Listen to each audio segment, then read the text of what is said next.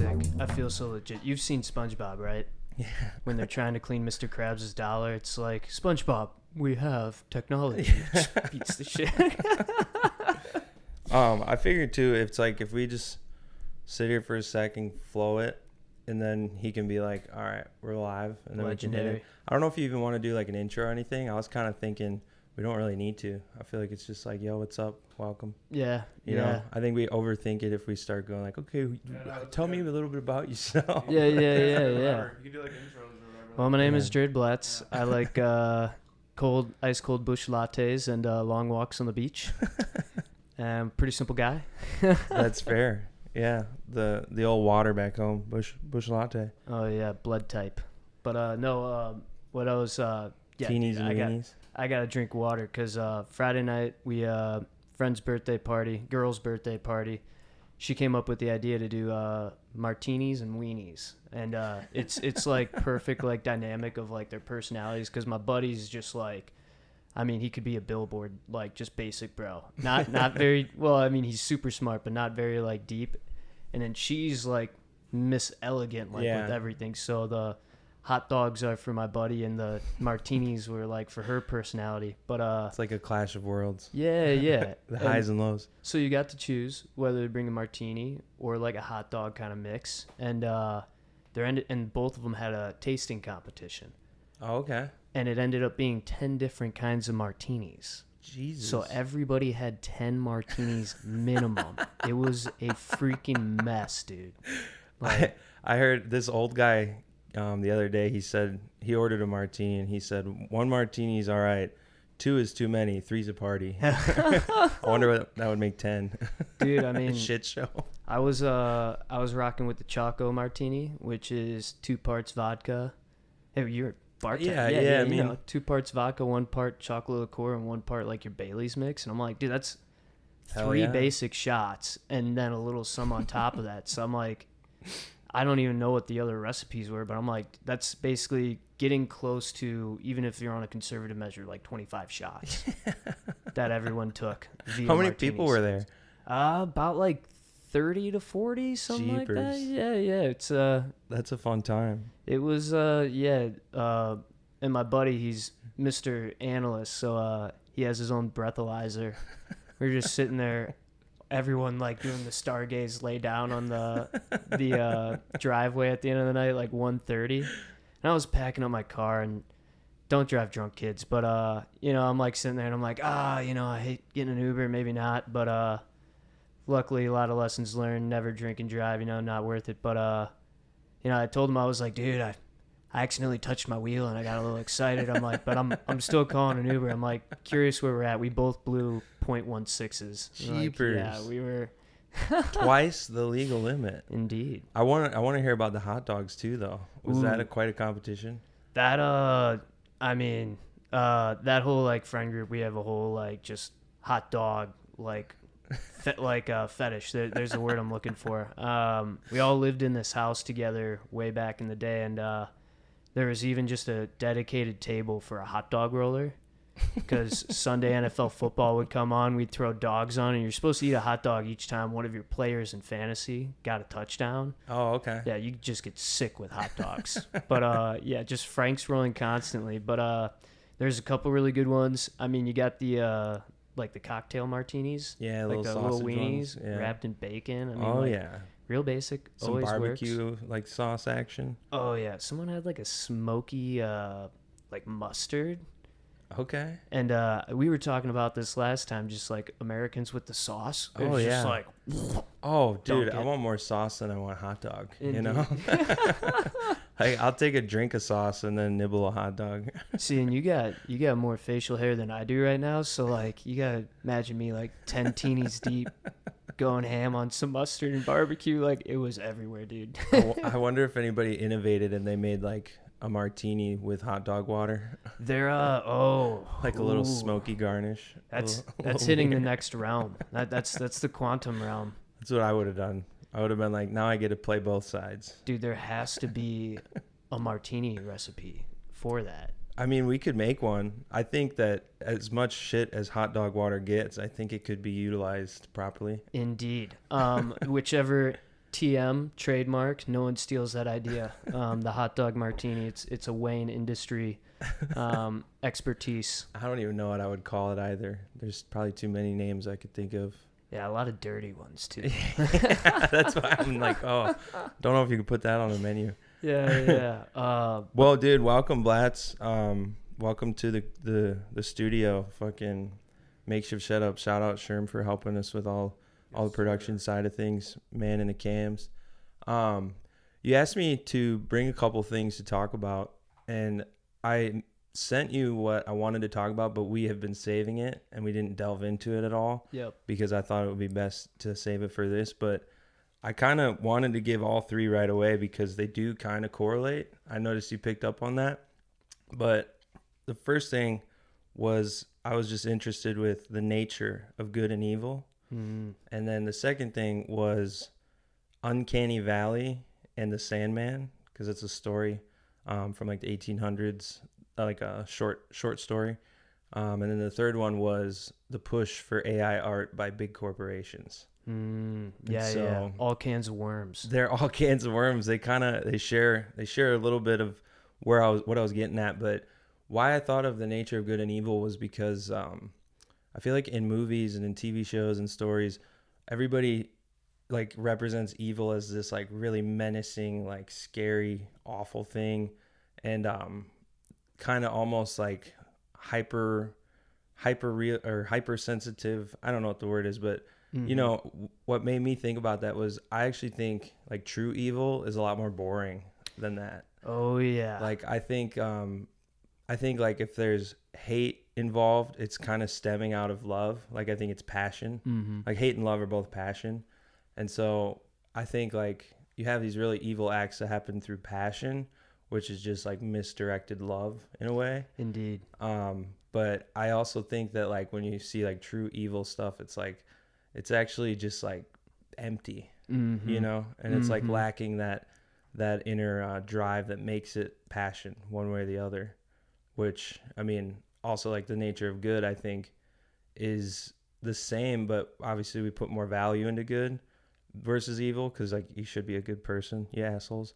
But I think true good is a lot more boring because it's like it's not that I think empty is the wrong word, but it's more like, you know, it is the way that things should be to that person. It's you know? It's like a haunting why. Yeah. When I think of just like true evil or like depictions of that and like art is like there is no why. Like they're just it's a force of nature. Yeah. And it always kind of goes back to like I'm no specialist, but you know I love the little bit of the brain sciences, and it's like if you go back to archaic times, like it's just a volcano just buried our town, or like tsunami just wiped out our civilizations. There's no why. Yeah, Nature exactly. just hits you. So like that pure evil, and this kind of like stems to, yeah, dude, they're all parallels, all cans of worms, but getting to like the uncanny valley, but like to the human aspect of it, there's always talking about like serial killers. You know, like everyone knows like the Ted Bundy stare. Like there's like nothing behind his eyes. Glass dude. eyes. Yeah, it's just like, and that's.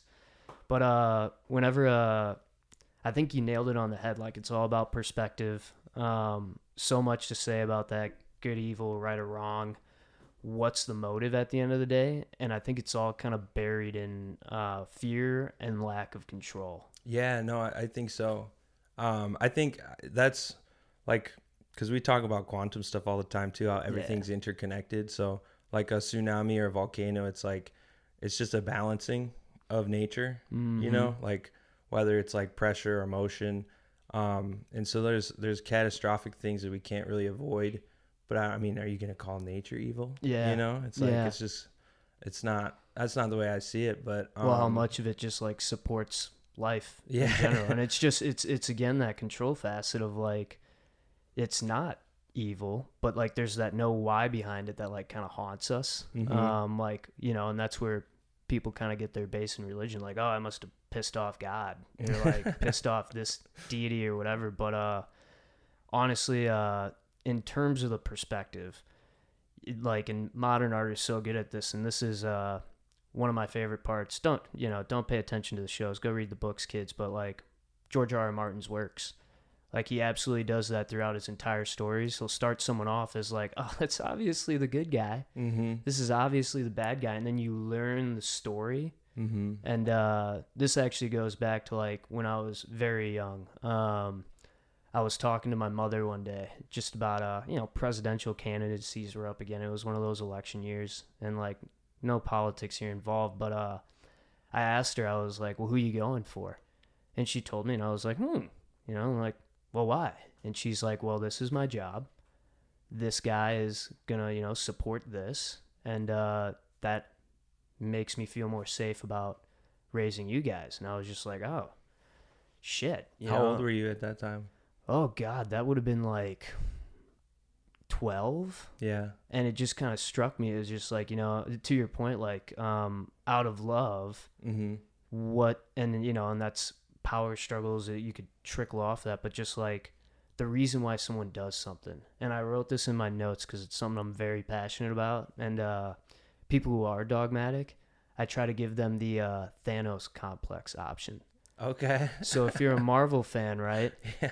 You understand Thanos' whole thing. He has seen into the future. He has experienced it on his own ground, right? That experience, that fear, lack of control. His planet of Titan gets annihilated because there's overpopulation. Everyone starves.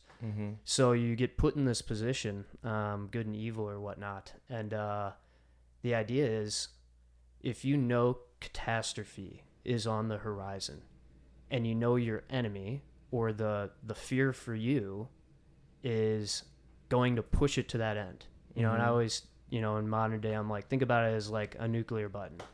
Me and you are competing for control, and there's a nuclear button on the table. And I was like, I'm going towards the bad end for you.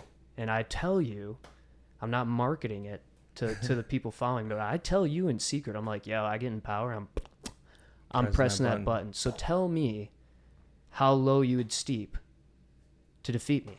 What evils would you commit to end the true evil? And that's like kind of the heart of the Thanos complex to me. He's like, I might have to wipe out half to ensure that there is a future. Yeah, what I didn't understand with Thanos was if he had the power to do anything, why didn't he just make more resources? Just like, we're just He's like, half you are gone. It was like, couldn't you just double everything or triple, whatever? Right. I don't know. But I think that goes back to earlier because it's like, it was passion driven, because he saw like the pain of not having enough for everybody. So I don't think he was actually out to make things fair. Like that's what he used to justify it. But that's kind of where the passion comes in versus like good and evil, is like he was definitely on the evil side, but it was driven through passion from the thing that had happened to him. That was like when he was helpless, and he watched all that go to shit on his home planet. But it was like, if he truly was actually trying to make things better, wouldn't he have just helped everybody? Yeah. But it was because he was driven by hate from passion of love, and scarcity. I also just love picking apart Marvel movies. Oh my god. Well, you can. Oh god. Yeah, I'm like the last I love watching movies. I love all that shit. But the last it was the Last House. It's like a new quasi scary movie on Netflix, and they're Okay. I mean, if you enjoy just picking apart movies, I mean, you might throw something at the TV at some point in time. I definitely draw into movies too much, but it's specifically I like the Marvel movies because there's such passionate fan base that they're like, well, no, actually. So it's just fun to troll a little bit. Well, that's again, to this whole complex of good and evil and whatnot. It's a dogmatic position, and a lot of times it's trauma based. Whether you're talking about Thanos, anyone in those any cinematic or book universe, that's something that's pretty regular. Is somebody had something happen to them. Trauma's a real thing, and I mean, God, this stems so fast. But then they get dogmatically positioned that they're like, okay, if we don't do this, this is going to happen. Yeah. And it just completely blinds any of the good. Why don't you triple the freaking planets? That's actually... Yeah, or just make everybody inherently selfless, more generous. You could do literally anything. When also, so the Uncanny Valley thing, I don't know if you're familiar with the Sandman, the story. I want you to tell it to me because... Brandon, could you look up the Sandman short story? Because I forget the author, but it was from a collection. It was called Night Stories or something like that. And obviously the Sandman was a legend from way before the 1500s. Visit you when you sleep. It was E.T.A. Hoffman. Yeah, Hoffman wrote it. And so the Sandman legend came from like way before 1816 when this came out. The Sandman legend was essentially like parents would say you got to go to bed because the Sandman will come and he'll take your eyes and then he'll take them back up to the moon where his children are and feed his children with your eyes. And his children had like sharp like bird beaks so they could pick the eyes up. And so it was like, that's like an old folklore thing because I feel like everybody knows the Sandman, but it's actually like pretty dark if you think about it. They're scaring kids to go to bed. They're like, you need to go to sleep. Otherwise they'll rip your damn eyes out. And so this short story it's going to be hard to fully explain because I haven't like fully wrapped my head around it, but I can kind of give the gist of it. There's this young kid, and when he's young, he sees this guy who he's like a trinket salesman, and his name's Coppola, and he sees him and his dad and Coppola are in an argument in his like workshop one night, and he ends up getting involved, this young kid, and then this Coppola guy, he like threatens to like throw him in the fire or like burn his eyes, something like that. And so that's kind of where the Sandman illusion comes in. But then also there's this other guy named Coppelius who the main character is like, he looks a lot like that Coppola guy, and so he can't quite put his finger on it. And then where the uncanny valley comes in is he has a wife, but he starts falling in love with this other girl who she sits there just lifeless, like she makes a noise and there's nothing behind her eyes. And so he starts to kind of fall in love with this neighbor's daughter who is like very lifeless except for she just goes and like makes a noise. This is already giving me creeps, bro. I know, it's spooky. And I don't know if I should like delve into the entire story.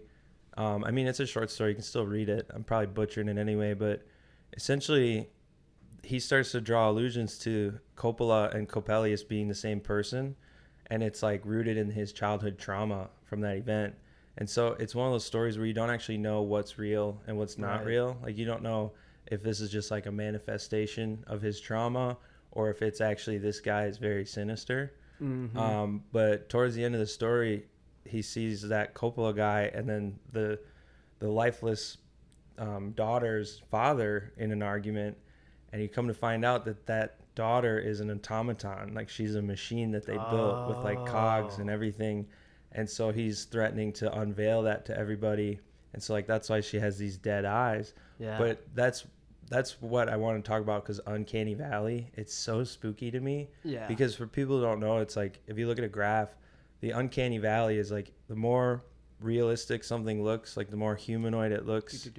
And then as it's climbing up, it gets to a point where it starts to look so similar to something but slightly off that you can tell like right away. Like if you think of like a zombie, it's totally human, everything, but it's like dead and like, you know, obvious still. So it's like it looks humanoid, but there's that one little thing that makes it where it just makes you feel unpleasant and scary. And so like robots, we have robots coming out now, like the Boston Dynamic things and all that shit is spooky, man. It looks so lifelike and realistic, and it moves like a human, but it's like obviously it's not a human. And so I don't know, I just am fascinated with the Uncanny Valley stuff. No, I mean, you can kind of like see my note sheet there. I'll hold it up for the fans. But we kind of legal went, paper. We kind of went off on the I actually made a couple of tangents. I'm like, all right, that's a big tangent. I gotta watch when we step into that one. What you got? Well, this is the concept of the notepad. Is I want to not take us down too many tangents, because you made a lot of good points there back to like the good and evil, but hold that for the uncanny once we open that can of worms. No pun intended. I'm a poet, didn't know it. But the Sandman point that you made about like you're making up this story to scare your children to do something, good and evil, right and wrong, that dichotomy, like lies. right?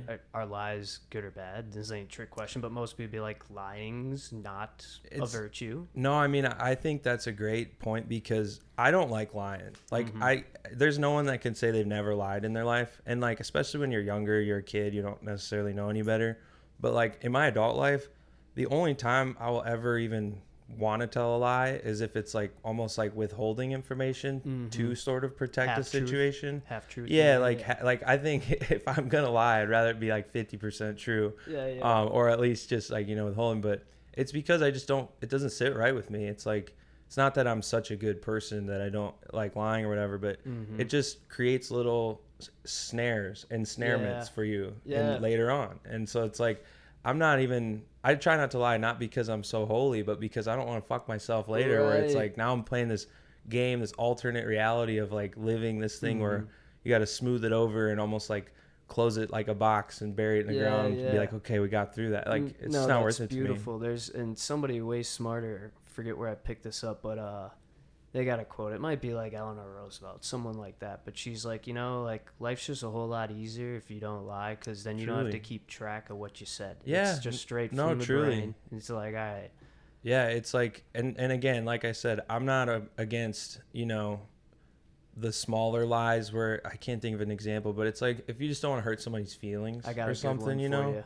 Like, I think it's more righteous maybe to tell the truth and be like, yeah, you look fat, or something. But it's like, you just go like, no, you look great or whatever, there's Sherm always asks me if he looks fat. That's why I said that. No, I'm just Sherm is sexy. Don't you worry about that. But, no, I'll make a quick comment just on like the health thing, like Eastern cultures, Far East, like, I don't know if you've ever like had a friend and like met like one of their aunts or their grandmothers. They will tell you straight to your face. Oh yeah, dude. And it's out of love. Yeah. They're not saying you look bad. They're saying you look closer to disease. Yeah. And I don't want that for you. Like pull that back out. So I love that. Especially in Asian cultures, because like how often do you see fat Asian people? Well, I mean in America maybe, but in other cultures or countries. It's something that this is where language and culture doesn't always translate, verbatim word for word.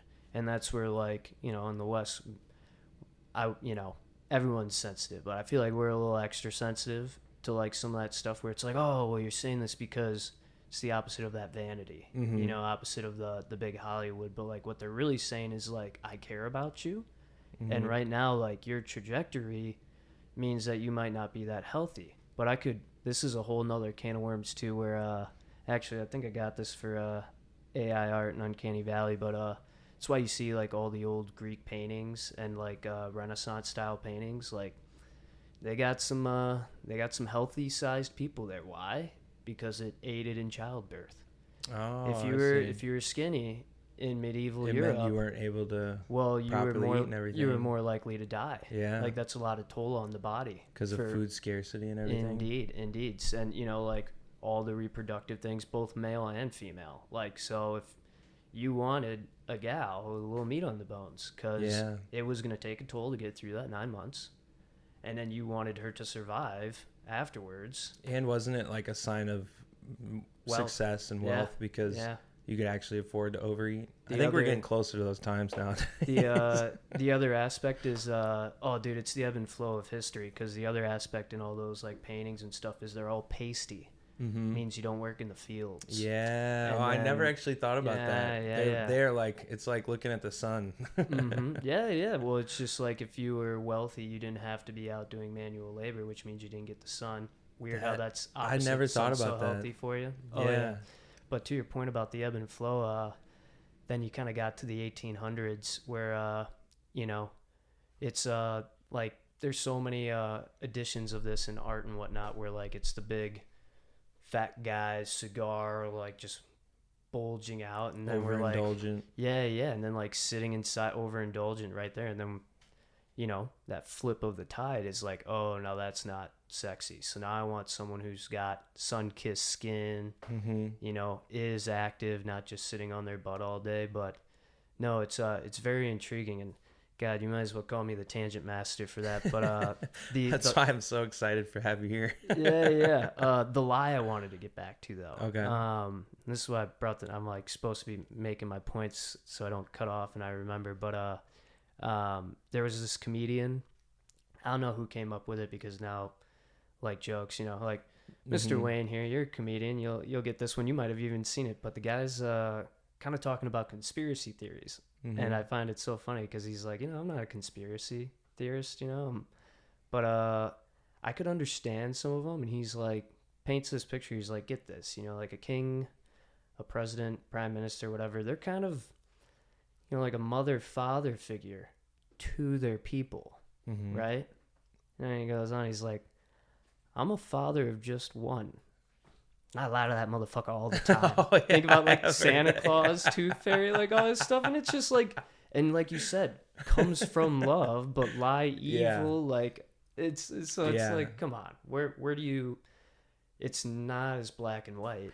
No, and I think that's, people make it. Especially for me, it's like, I don't really think anything is that black and white. Because if it's like a graph or like a spectrum, the absolute edge of each side is going to be the black and white. But it's like trying to throw a ball and getting it as close as possible to the ceiling without touching it. Right. It's like you could always get a little bit closer to that ceiling, And so like everything's a gray area. That's why it's like, just try and be on the right side of the spectrum where, my whole thing is like affecting other people negatively is like the worst thing. Yeah. Because if you don't really help other people that much, consequence. Yeah, and I don't think it's that bad if you're like not going out of your way as much to help people, as long as you're not going out of your way to hurt people, because then you're just adding to the fire that is the evils in the world. Have you ever? Well, you've heard about the Three Musketeers, right? In what way? It's just a random story, like whether you've seen a movie or a book or heard it. I think I've the candy bar. Yeah, I really only have like the three guys with like the swords and then the candy bar. Perfect. That's all I got. Three guys with the swords. All you need. Basically, the author of that book is a guy named Alexander Dumas. Which a guy. There is so much like conspiracy. Like there's heavy chance that Dumas was actually a lady who posed as a guy to get the publication. So lies, proliferation, but we have beautiful works. Everybody knows the Three Musketeers, whether through the candy bar or just the image of the three dudes with a sword. But he has another really good book, one of my favorites, called The Count of Monte Cristo. I actually know that one, yeah. You know that one? I don't know it well enough, but I've heard of it actually. In very simplicity, kind of what you were talking about is this guy, Edmond Dantes, kind of has a lot of things going for him, and a jealous friend and a number of individuals in wealthy society. Edmond comes from nothing, and, the jealousy is there. They basically frame him for some Napoleon. It's like during the Napoleon on Elba, and Napoleon breaks back out and the wars start back up. But they kind of frame him and they put him in this prison, and he just sits there and he sears with like, why me, like none of my fault. And when he gets out, he basically like plans while he's in prison. When he escapes, hatches this like multi-year, multi-threaded revenge plot.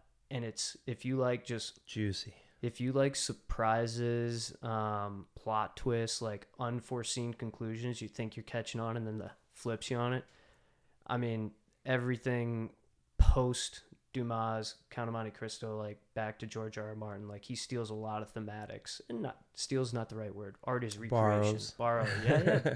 Why reinvent? Because all art is derivative of something that inspired you. So I don't think it's wrong to, like, people always say, oh, he stole this, he stole that. It's like there's motive behind it of like people being just blatantly trying to take credit for other things, but everything inspires everything. Yeah. Put a little little reminder on the Menos paradox. We'll come back to that. I think that's still part of my good and evil stuff. What's the Menos paradox? Yeah. While he looks it up, I'll finish Dumas' story. But basically, he goes on this revenge plot, and what you said was like like unforeseen consequences, or like when you're judging good or evil, you're like, as long as it doesn't impact people around me. And that's absolutely his story. He builds this full revenge plot, and it is wicked intelligent. But then throughout, like when he gets past the first couple of stages, just directly hitting his enemy, and then as it rolls on, he starts taking out innocents by accident. Ooh. And his big goal to like kind of prove his man antagonist wrong and get his girl back and all that stuff, all that falls through the roof. He changes through this process of vengeance, and it's kind of the whole moral of the story. Like it consumes him, you mean? It consumes him. Yeah, the whole moral of the story is like, basically, it's not worth it. Mm-hmm. Like the vengeance, that stuff, like, you know, like move on with your life, bad things go wrong, but it's like he is no longer the guy who that lady was in love with. Mm-hmm. That relationship is gone, and he's in prison for like 20 years. So it's like she's changed as well, and there's the ending of the story is actually kind of tragic for our hero. I mean, there's some solace that he finds, but at the end of it, it's the big lesson is it's not worth it in terms of damaging people beyond yourself. No, I totally agree with that, because I mean, you ever like in public, you know, and somebody, it's like, dude, some simple as somebody like not holding the door for you. I'm like, motherfucker, you know, like I'll be standing in the line at the bank just plotting a little, and I'm like, I'm not actually gonna do any. That's not worth it. Just you know, you're right over there. Like the bouncer won't let you in, and you're just walking the block. Like all the things that I could do, it's not worth it. Because then you bring that into your life. You know, it's like, yeah, you die on a hill, and you try at least to get what you think is going to balance out the scale, but then you're adding yourself to the equation, you know? So it's just like most of that stuff is never worth it, especially when we're talking those great planned out stories where, you know, like really bad atrocities are happening to people. Yeah. But it's like, you know, Nelson Mandela was sitting in prison forever. Could you imagine if he got out and went on a revenge rampage? Dude, well, we would have lost so much good inspiration for the world, you know? He's this like, and I'm obsessed with this concept of like, how do you get an individual like Nelson? There's also one, Nazi Germany, that painter, the Viktor Frankl. Oh, okay. I know there's a painter. There's this. I was talking about the Austrian painter. The guy. Okay, I want to know about this. It's Hitler. I was like, wait a second. I'm joking. I'm like, interesting. I'm intrigued. What were you saying? There's enough about that was just my phone. Not great for the resale value, but we'll be okay. Viktor Frankl, Nelson Mandela, and Mahatma Gandhi. Mm-hmm. Like just MLK too. Like there's a number. I don't think I've ever heard of Viktor Frankl. So he writes this book. Sherm, do a little Google on Viktor Frankl, and it's like, I think it's Man's Search of Meaning is his book, and it is an incredible like psychological just gymnastics or ability that this guy does. Basically, everyone's, you know, in the concentration camps. Man's Search for Meaning. Yeah. No, you would like this. I mean, I think everyone would like this book, just based on the concept of it is they're in concentration camps, like the worst hell you could even imagine. And this guy just eventually at some point snaps and says, you know what? I get to decide how I react to this. Mm-hmm. It's a real good, like, just kind of image on like accepting your circumstances, but also accepting the fact. I mean, it goes back to like Marcus Aurelius's Meditations, where it's like very, very stoic. He's like, I get to decide how this affects me. Mm-hmm. And, you know, he was seeing friends like just kind of starve and give up, and then seeing friends like plot and whatnot. And he was a productive guy in a concentration camp. But he comes out afterwards and writes this book, Man's Search of Meaning. And that's basically the meaning that he finds. He's like, all these horrors are happening, but like, they would throw blobs of shit at him, and he would just kind of, you know, like little laugh it off. He's like, you know, I'm gonna be entertained and be enthused by this. That's like probably, if you're trying to be stoic, that's probably the most brutal test of stoicism. Well, that's Gandhi has a similar story. You brought up Nelson. He has a similar story. MLK, and it's like these guys have more reason than anybody in the world to just come back and burn their enemy's playhouse down, but they don't. And I think, I mean, the older I get, wild. When I was younger, I think it's a lot easier to not understand that, because it's truly wisdom to understand, like especially talking about stoicism and just, you know, not reacting to things like that. It took a lot of years for me to get to, and I'm still not perfect, but the older I got, the more I understood, like, just, it's, you know, I don't know how to phrase it, but yeah, I mean, it's just better to just let that stuff. I mean, if I tell I'm you- rubber, you're glue. Whatever Yeah. bounces off me sticks to you. Indeed. You know? Well, dude, did I tell you the Hemingway quote the other day? One of my favorites. Yeah, you did actually. Yeah, Right yeah. here, say it again. 'Cause Hemingway has this great quote where it's the basis of it is, and go look up his writing. He's so much more articulate than I, but it's nobility does not exist in being better than your fellow man. mhm. True nobility exists in being better than the man you were yesterday. Yeah. So no, like I felt that you're like I'm in no, dude, so far from perfect. You got a high standard like I got. Dude, so I don't know if we'll ever get there. Yeah, well, I mean, I'm the laziest bastard in the world, man.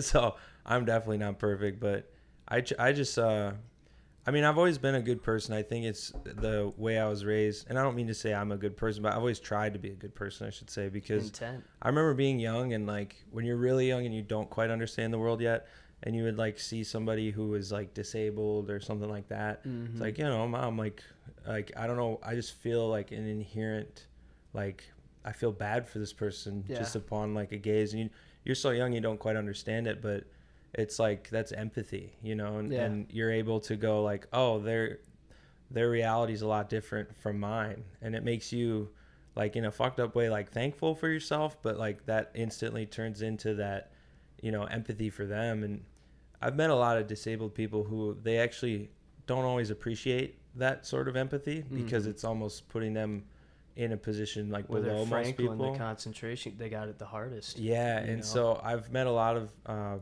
people like that where it's made them a lot stronger. And I think some people, the fork in the road, like it, you know, leads That's them down the Frankel's path book. of destruction. He's like, I could be a Edmond Dantes. And Yeah, I could go like on this exactly the vengeance, Count of Monte Cristo. Or I could be Mandela. I could be Gandhi. I Yeah. could be, you know, like, and the whole book of that Count of Monte Cristo is basically saying don't do it. It's not worth it. Yeah, and it's like your story might have a big, you know,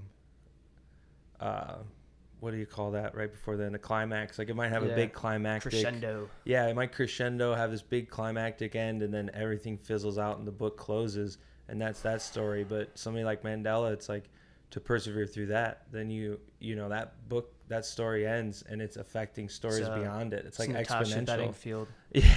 Staring at the blank page before, you know. You know, you got to open up that The dirty rest is still window. unwritten. Yeah. For real. Dude, that's actually Natasha very- Bedingfield. Oh, yeah, That God song is love her. classic. I mean, dude, it's never someone. Actually, you being DJ and comedy. There was a piece because it had a resurgence there, like right after like COVID. I don't know why, like it just shot to the top karaoke song. It's a good karaoke song for me because people can drown out my nasty ass voice. But It does. Everybody sings it, so it's like a choir. You know. I want you to like get in a rabbit hole on this, because they built a whole like psychology piece that when she and whoever was the producer building this song, their one key to it was like, whatever style you're doing, you know, styles shift through times. She's like, I want this to be a beat that's timeless. Mm-hmm. Like it is going to never be out of style. Like, and I'm doing it terrible justice, but they like totally like have this whole master plan of like, we're gonna make this song where like you could play it 100 years from now and it's still gonna slap. Dude, it's a certified bop. I can listen to it on repeat. Honestly, it's like one of those songs that just puts you in a mood. Mm-hmm. You know, it's universal, which, you know, I feel like white people get a bad rap for music like that, but hey, she made a universal song, you know. This will be another tangent for another day, but I got a whole bop to genre ratio, and the crux of it is just that like pop music, it's made to be catchy. Mm-hmm. So like Katy Perry got some bangers out there, but like it's already in a diluted genre. Like the genre is propping her up. So to have I guess I might as well explain it. To have a master banger in the pop genre, not very skilled, but Yeah, because even like bad pop songs are catchy. still catchy. You You know, know? like you're humming them. Like that. playing Oh, them. this full circle. That fucking stupid ass Rubber song by Phoenix Flexen or whatever. You gotta sing It's it for me. dude. It's like the What new. is it? It's the one that everybody's like was calling out for being AI, and he was Oh. like, "It's not AI. I made it." And then now it's like, yeah, obviously it's AI, I'm but writing it this sounds down. like it's like my pockets got 'em thicker. my water's getting bigger. It's so fucking Okay. dumb. It's need to not do a good. deep And dive. people, the argument I would see from people would be like, well, whether he used AI or not, it's still a bop. Like, it's still a good song. And it's like, no, it's not. It's just written to be catchy. You know, like Yeah. it's like there's songs that are not good at all, but they infect your ears. And it's one of those songs where like normal people might go, oh no, technically it's still good. You guys liked it, even though you didn't know it was AI. It's like, no one liked it, dude. Just like people, it gets in your brain, you know? Bro, there's and I know you already have a little bit of this in your brain, but that's a whole section on this AI and art thing to come. Yeah. Well, and that's because that's what I was going to bring it up as is like, he was getting props from Busta Rhymes because Busta Rhymes is using AI to create music now. Like entirely, he's making AI artists where it's like an entity that doesn't exist that they're pushing. And that's why I wanted to talk about it is because all these big executives and all these big, you know, music corporations, why do you think that they want AI art to succeed? Because then they don't need the artists anymore. And then they don't have to pay anybody. Because in like the way it's always worked is like these execs have money, they want more money. So then they need to find talent that people like, and then they prop it up and make money from it. Whereas like I think we need to die on this hill and fight this good fight because we do not need AI art because it's just taking the human out of it. And then once we lose that battle, it's like it's like the Matrix shit. It's like there's no coming back from that. I'm 100% with you. And maybe it's just like natural. Like I've always been a blind optimist to some degree. But I don't fear that like we have us as humans have way too much pride. Yeah. Like it's just like it even like the self-made people who are doing it without AI, at some point they get so self-made and have so much cash, it's just like where it becomes easier. You get an economy of scale, you know, like so you replace the artist, that's the labor, all that stuff. Like when you have it just kind of reproducing, this is also like time valuation of money and investing, whatever you call it, but there's just a momentum there that it's like, okay, you were smart early on, you game planned, and you have this perfect ball rolling where like you can just sleep and shit's getting made for you. But we start to devalue that. It's almost like the uncanny valley where it's like, oh, dude, exactly. now you don't have any effort. Like we when have way artists too much pride. that once they've made it, gonna be king. there's no more struggle and like they're just gonna put out an album every year no matter what. It's like you lose that edge, and then it is like the uncanny valley dips down, and we go, oh, what the fuck is this shit? There's a point where it's it's just what we appreciate is effort and intention and love, and we can get back into this. I'll try to drive our way back from me taking us off the rails there, but like there's just so many human aspects that AI struggles with, and I'll leave this for back then. But I loved how you like my first part of that bop to genre ratio. The second part, the second example, you know, like what I call a real bop. Now, Unwritten is obviously a bop, even though it's a pop song, right? And there's strategy to it. Like I said, go look up that psychology piece on how they wrote it to be timeless. But the alternate example that I give that I would say is a true bop is something like BYOB System of a Down. Okay. Like that's screamo music. Not a whole lot of people like screamo, but a lot of people know BYOB. That's everybody's going to. Yeah. Well, and System of a Down's a great example because their music is so. You would think it would be so niche, but it's one of those things where like when I was DJing the other night, I was mixing like a lot of house and techno, and then I threw in I think it was Aerials by System of a Down, and like you had like this old lady get up and come to the front, this black dude get up and come to the front, like you had like every type of person was like, yes, System of a Down, you know. That's about because System of a Down sits in a genre that isn't inherently popular. No, I agree. If people know that music, and like think about what they're playing in the grocery store, it's not screamo, so that means so that is a very high on the level bop to genre ratio. The other example I got is Make a Man Out of You from Mulan. Oh my gosh, I mean that's just pure songwriting though. Mulan is such a good soundtrack, beautiful, gorgeous, but like how many, and this is like I would argue though that's almost a little pop. It because is. it's like I don't know what you would call but that. Dudes like the song, and we're not all about the Disney princess That's movies. fair. So that's where fair. I'm like... You mean it like supersedes what it is? Yeah. I always love that too, because especially like when movies, we were talking earlier, like I can be critical of movies because there's just always a point where it can just fall off and like the whole plot falls apart or like whatever. And it just feels like they're propping up something just to make it, just to get there. Like I just watched this movie the other day and it was good. I liked it. It was called Lights Out. It's a scary movie. Oh, but I've seen it. Yeah, you've seen it? Yeah. And so I was telling him it's like it was a short film first. And so whenever you have a movie that's like a short film and then they try and make it and stretch it into like a full length movie, it's so hard to like actually nail that. And I can name like the movie about the mirror. I forget what it's called, but it's by Mike Flanagan.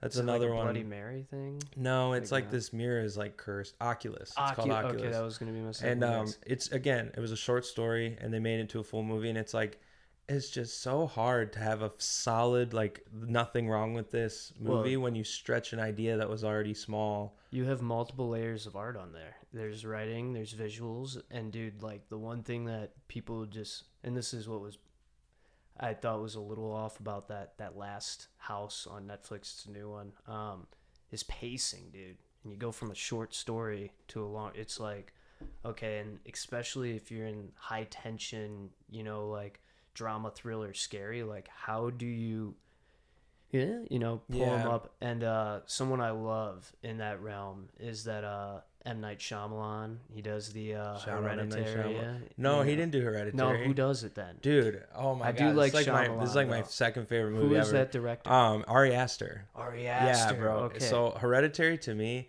is the most perfect horror movie. For the record, it wasn't M. Night Shyamalan. But shout out M. Night Shyamalan. Yeah, He's got some good ones. Like old is cool. I like old. Yeah. But no, Ari Aster, dude, I could talk about him for a while because he's my favorite director. As far as especially like new wave directors, like maybe not all time, but he's Hereditary was his first feature length film, bro. And I love horror movies. Like that's my favorite genre. Quantum. It's the most perfect horror movie I've ever seen, and I can't think of one single thing wrong with it. It's fucking scary too. Bro, we've never even talked about this, a quantum moment, but I freaking love. I just like the adrenaline rush.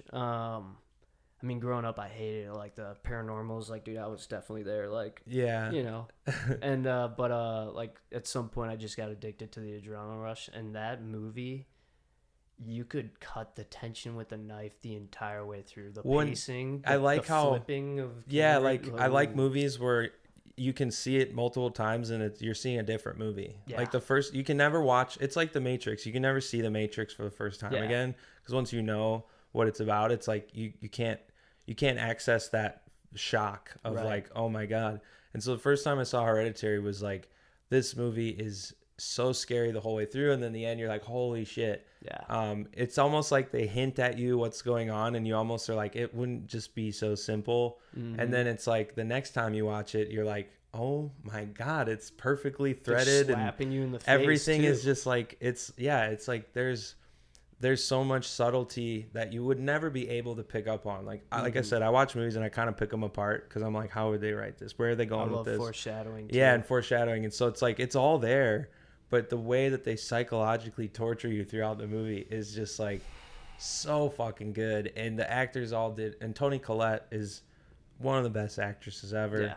Yeah. And they just do a really good job of throwing you through the blender and fucking your mind for like 2 hours. Yeah. It's my favorite horror movie. It might be one of my favorite movies ever, like across genres. And that's again like what you're talking about with music, where it's like if it's a pop song, it's like horror it's kind of one of those genres where it's like Screamo. Yeah, it's like, I mean, they don't get awards, dude. Yeah, they don't get nominated. And it's really hard to like, it's easy to make a horror movie. It's hard to make a really good one. Yeah.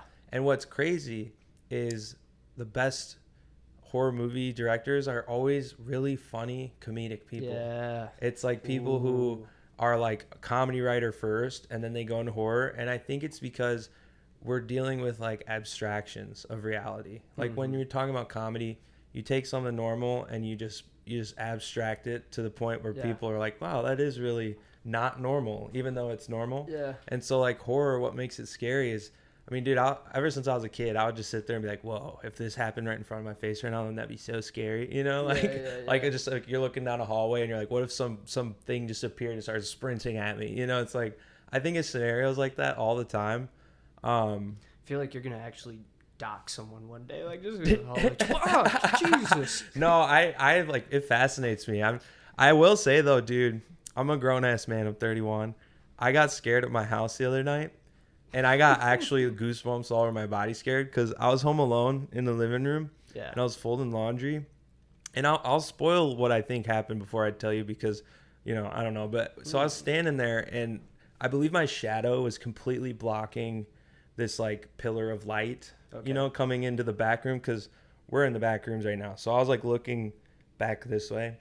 And I finished folding laundry and I moved and I just saw this white pillar just shoot across into like the back room, and I was like, I literally went, what the fuck? I got goosebumps, and I like walked back here with my phone, like pushed the door back, like looked under the bed, like I'm a grown man, and I was like actually scared. I just kept walking around the house, putting the laundry away, like looking behind me in mirrors, like, yo, what the fuck was that? Could we just talk about that for a second when you're watching a scary movie and you're like, no, get the fuck out of the house, don't go fucking check that room. But like, dude, I have to do a full Navy SEAL sweep. Dead ass. If I hear a noise, I'm like, you know what? Well, I'm not gonna be haunted all night. Like, no, it's exactly it. Take me down now. That's exactly it. Like, I will literally be like, I have to solve this, and otherwise I'll just sit in the other room scared like something's there the whole night. I have to like visually check every corner. And so I get the horror movie thing. They're like, I'm gonna go down in this creepy basement because dude, who could just close the door and be like, okay, I guess we're just never going in the basement again. Right. Like, well, you're watching the scary movie, you're like, all right, get out of the house, sell the house. Yeah, but it's because you know it's scary. Yeah, you know that there's something sinister going on. You know? And we're I mean, this goes to like the uncanny stuff, but like 110%, there's this kind of like off feel, but you almost don't want to accept it. You're just like, oh, am I in my own head? You know, because the brain does wild tricks on us left and right. But yeah, in the scary movie, you're like, all right, dude, have you ever seen Barbarian? Yeah, no. Dude, so Zach Kreger's, who wrote that, great too. he's from the Whitest Kids You Know comedy sketch group. Okay, no shit. So he was like comedy writer, comedian his whole life, and then he started making. He made he came out with Barbarian, and then he just made Weapons as well. Weapons is that great. Was good. So like I like those type of movies because like Ari Aster, he's really funny. If you see him in interviews, like you can tell he's clearly very funny. Yeah. I'll actually go down a tangent quick because his first short film was something called There's Something Strange About the Johnsons. And I'll write that down. It's fucking brutal. But basically what the story is about is there's this guy. Could you grab me a seltzer and the note cards from the table? There's this guy who he is like I don't even know if you would call it molest. I think it would be called rape, but he's raping his own dad. Okay. And his dad is like married, you know, his mom lives there. And so the reason why they came up with that was because they were having, you know, just film people having a conversation. They're like, okay, what would be like really bad? Like, you know, it's like, okay, son or right parents now, like doing that to their children, super fucked up. And it was like, well, what if the children were doing that to their parents?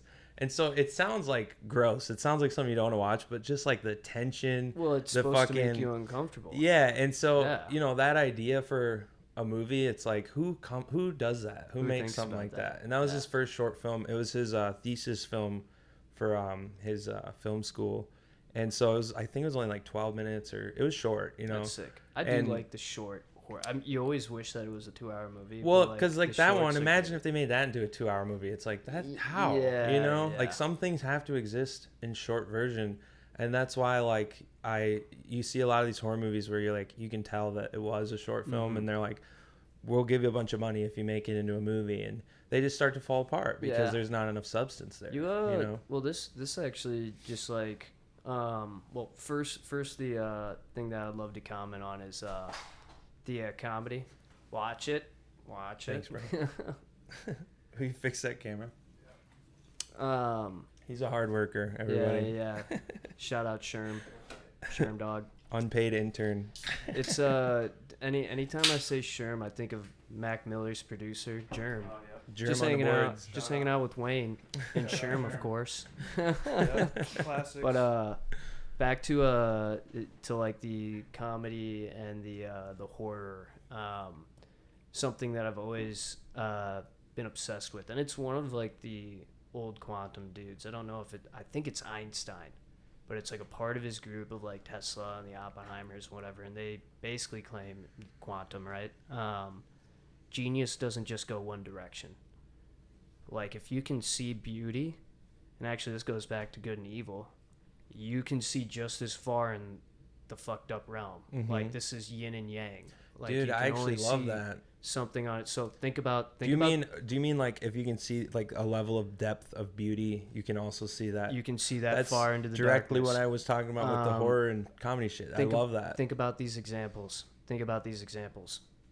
Kanye West.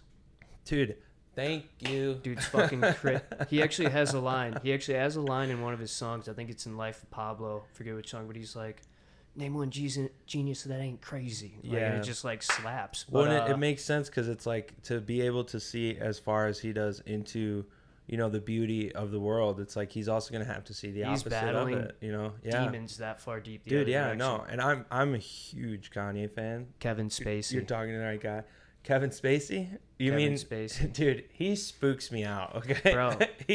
It's like what you said about the eyes. Yeah. He has those eyes. I remember does. before all the shit came out, allegations against him, I was young and I was like, that dude creeps me out. Just the way he looks at the camera and Dude, shit. the first 2 seasons, House of Cards, though, like, there's almost, like, no better acting. Like, that just... And he obviously had American Beauty and stuff before that. That was good. 21, all those good movies. But here's another one. Michael Jackson. Dude, I'll die on a hill. Michael Jackson owned so much catalogs of music. He owned like the Beatles, he owned Eminem, and he went to war with Sony, and that's what those higher ups do is they destroy your life and everything around you to take what they want from you. Yep.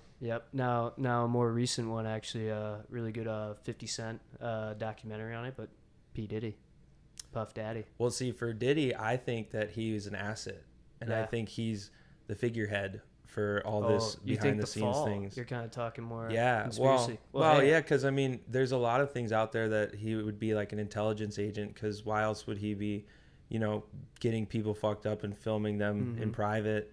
It's like the Epstein thing, you know. It's like a version of high level blackmail for powerful people. Right. And I'm not saying he was a good guy or nothing. I'm just saying I definitely think that he wasn't the brains behind the operation. Well, I mean, this takes me back to that comedy joke about conspiracy theories. Like, and that's the... I mean, you could even, like, say that term is a term to defend against someone who's maybe pulling strings. So, like, of course, you'd want... It's all marketing. It's all marketing at the end of the day. So I won't fight you on that.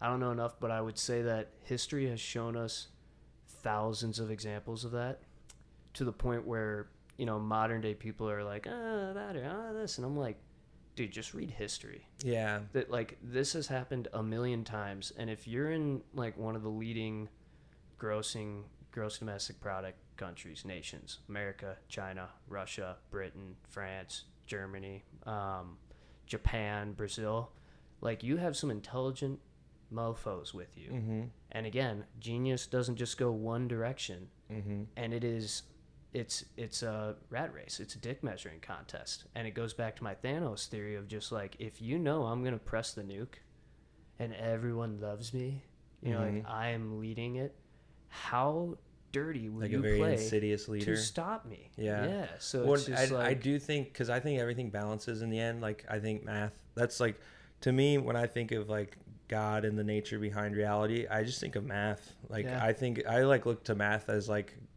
what we would think of as God, because it's just it's absolute, you know. Like, math, you know, there's abstract versions of math where it gets a little tricky, but math is cut and dry. Math is absolute. And so force behind physics, force of nature, things like that, I just think of everything as a balance. But my one thing I will say, you can't go too far, or you catch it when it goes too far. Yeah. And so I think when we're talking good and evil, I think evil has the power in the short term, but in the end, I think good always prevails. But what sucks about that is it's like the amount of things you have to go through to still remain true and good, and then finally win in the end. It's like, it's so brutal. Yeah. That's what makes it hard to truly be good, especially in a world where Edmond people struggle Dantes. and money and Edmond Dantes, what's it worth? Yeah, no, for real. And so Eventually it's not. you know, the good guys, they're longer lasting, you know, like when we talk about, and then, okay, this is my other thing too, because whenever we talk about history, I think it's really hard to talk about history that's longer than 100 years ago, because history's changed and written and defined by the most powerful people at the time. And so I'm always skeptical. Like, I'm super skeptical nowadays. I grew up where it was like, oh, this happened in this year and then this, and now I'm like, man, you can't even ask anybody from then. They're not around anymore. Mm-hmm. So I don't believe most things anymore. That's kind of what I was trying to tell you the other day on the phone. It's like, I used to just be, you would learn something and base everything off of that. But it's like, we don't actually know anything, you know, like we have such fabricated textbooks in school. We have, you know, there's so much things that are fabricated. Distance too. Just just the time that has passed. It's like when we talk about dinosaurs, my brother is convinced dinosaurs never existed. He thinks they were dragons, which is, you know, that. I'm like, what's the difference? Aren't that like the same thing? Same. But to me, it's like I agree where it's like we don't know what they even looked like. You know, we know their skeletal structure. The napalm organ valve in the dragons just doesn't fossilize well. You know. yeah, that's what I said to him. I'm like, how do we know? Like, what does breathing fire have to do with anything? Bro, have you seen actually this?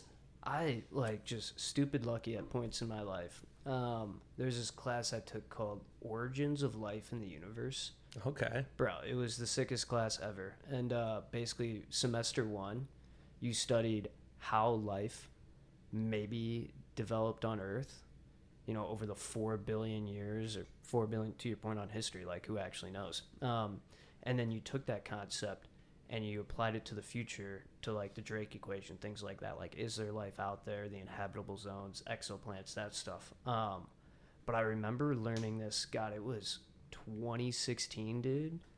And it's like, now I've finally seen it in like publications, but dinosaurs not being scaly so much. Yeah. So you know, like feathers, right? Yeah, I always thought of them as giant birds, so like covered in feathers. So it wasn't and again, the fossil doesn't pick up on that stuff well at all. It's just the bones. So they're like, oh, you know, it's kind of lizard looking. We'll just say that it was sneaky like that. But it wasn't, even if they weren't. So like, this is like the T-Rex. This is you know, like the raptors, which funny, raptors are literally like knee high.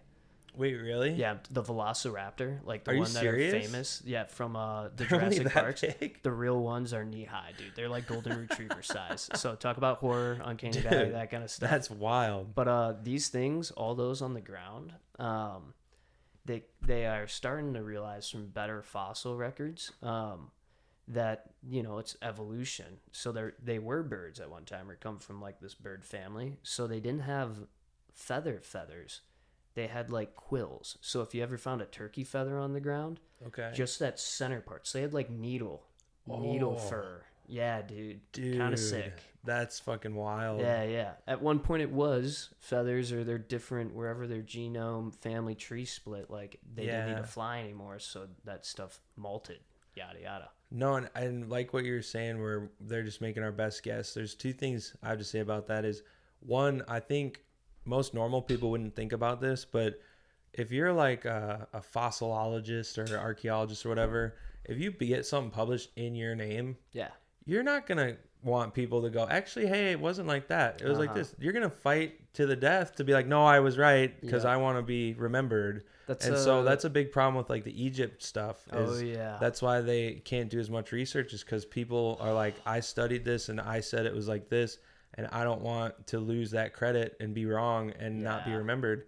Right. But also like with history, same thing with like civilizations and stuff. People are like, well, we would know if like 10,000 years ago there was a super advanced civilization. And it's like, would we really though? Like, what if there was, you know, like how we have phones and cameras and all this stuff now? It's like in 100,000 years, would you really think you'd be able to like find something like this? You know, you have that shit would be destroyed, crumbled. You know, giant skyscrapers would be turned into just dust. Like we never know how it used to be. This is one of my most like passionate, and what's the Graham dude's last name, or maybe Graham? Graham Hancock. Yeah, Graham Hancock. I'm Graham Hancock. Yeah, I mean, honestly, like I love his concept, but like, bro, you needed to shoot your Netflix documentary a little bit better. It was just kind of, it was a little boring, bro. He missed so much content that he could have put in there. Where, you know, I love Keanu Reeves too, but like the whole like 20 minutes with Keanu Reeves, it's like, what did I just watch? I wasn't on Keanu Reeves is a national treasure. That's probably why they're like, we'll get some views if we throw him in here. But like, it's almost like dude was like coming back from like one trip or whatever. He was like, hell yeah, I'll meet up with Graham. Yeah. No plan what to talk about at all. And Graham's like trying to like softball pitch him like questions, and Reeves is just, you know, the most human person ever. So he never catches it. He just says like what's top of his mind, and it's like, dude, this is brutal. 20 minutes of like two people I actually like, but he has a point in that whole thing, and it's something that really kills me. Because you mentioned Egypt. I think it's the Sherm, you might have to look this up for me. I think it's the Fleur de Mar. So these two giant Portuguese man-o-wars that sunk off the coast of Sumatra. It is the largest sunken treasure in the world, unfound or found. Dude, and it that's is wild. Silks, gold, silver, all this stuff from the Mughal Empire. Pre-India stuff. Dude. Like East India Trading Company stuff. And they sunk like in actually a very discoverable spot. But at the time the colonial powers were fighting over whose it was actually, and still to this day, the existing powers are like, oh, well, that's ours. And they're like, well, no, that was our ship. And where is it at in the world? It is, the largest island furthest, closest to India is called Sumatra. Okay. And it kind of cuts up, and this is Strait of Malacca.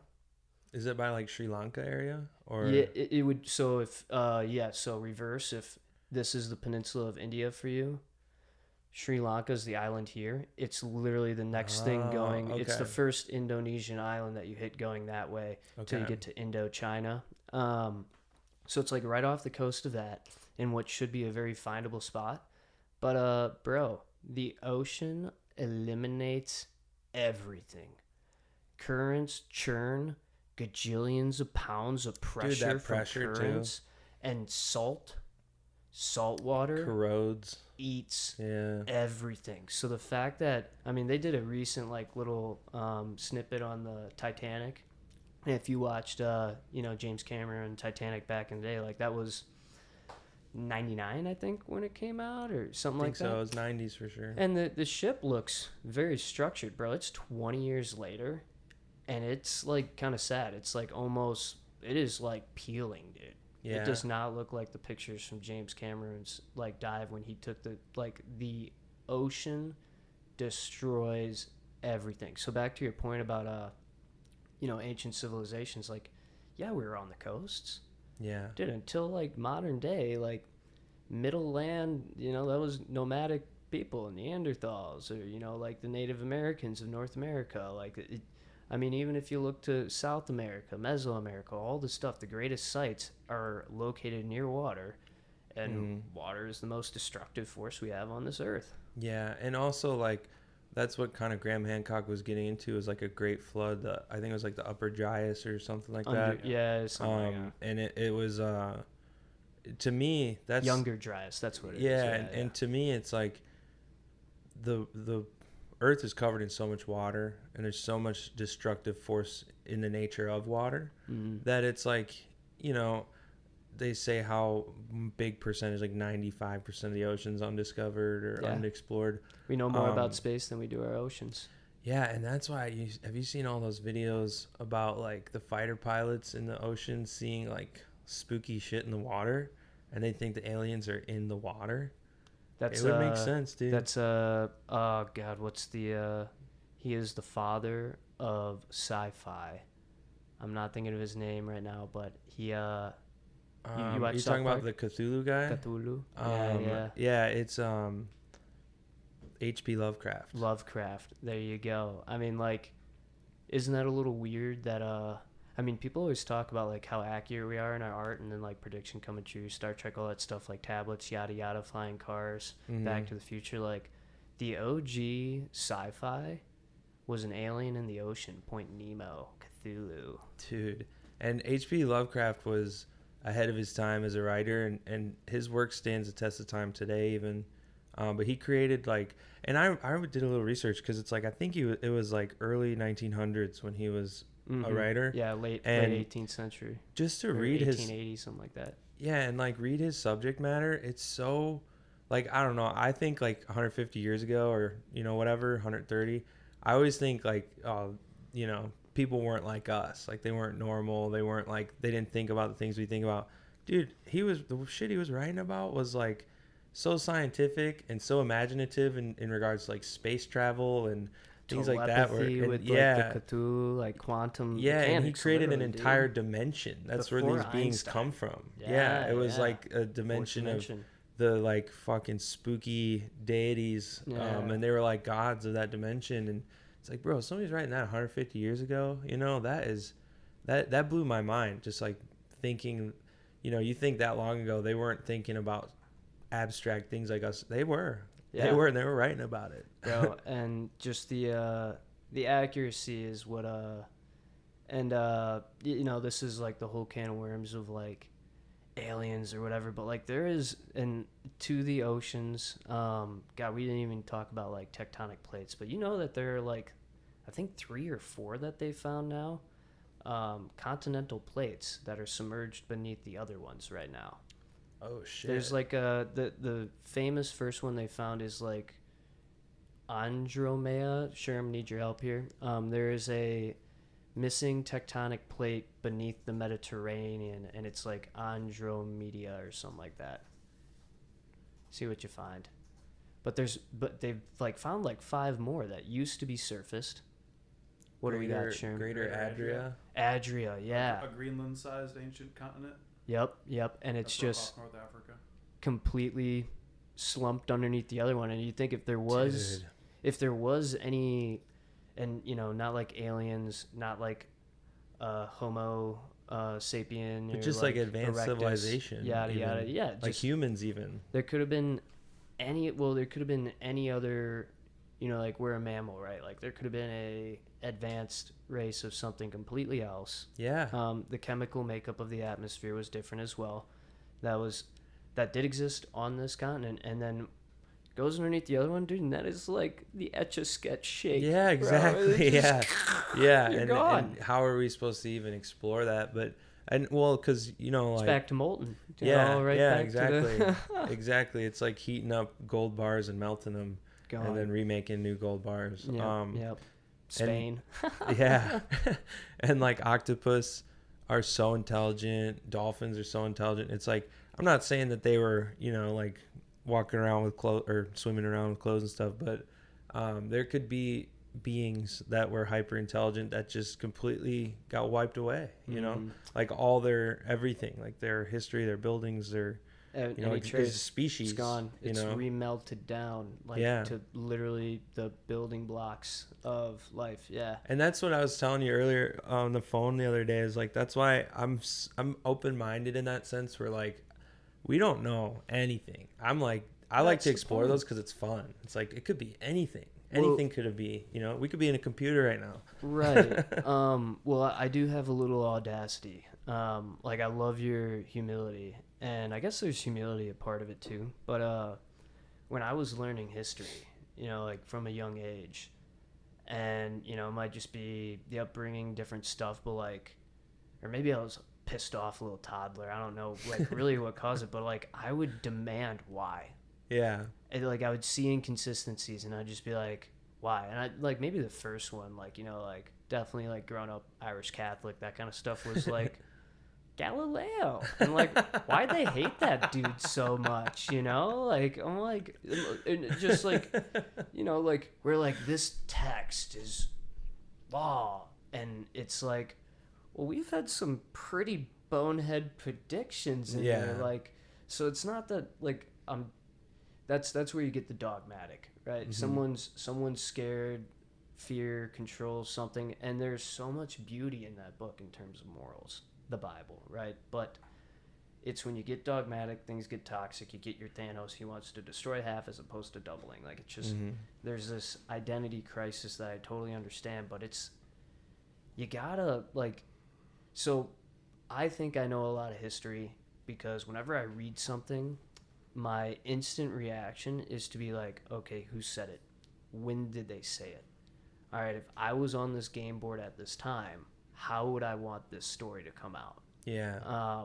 Like there's a very strong trajectory of stories, sources, alike things. You kind of mentioned the Great Flood, Epic of Gilgamesh. You ever hear that? Epic of Gilgamesh. Yeah, I mean, you could get that from Graham's content on Netflix, but like just adopted. Here's an interesting one that I found recently, which I haven't heard anyone say it yet, but I'm like, somebody famous, like steal this from me and like coin it, whatever. Like the world got to know, but there's this ancient city in the old Indian, Hindu, Vedas, that kind of stuff. I forget what book. The Vedas. Yeah. I forget what book it is, like but it's called this.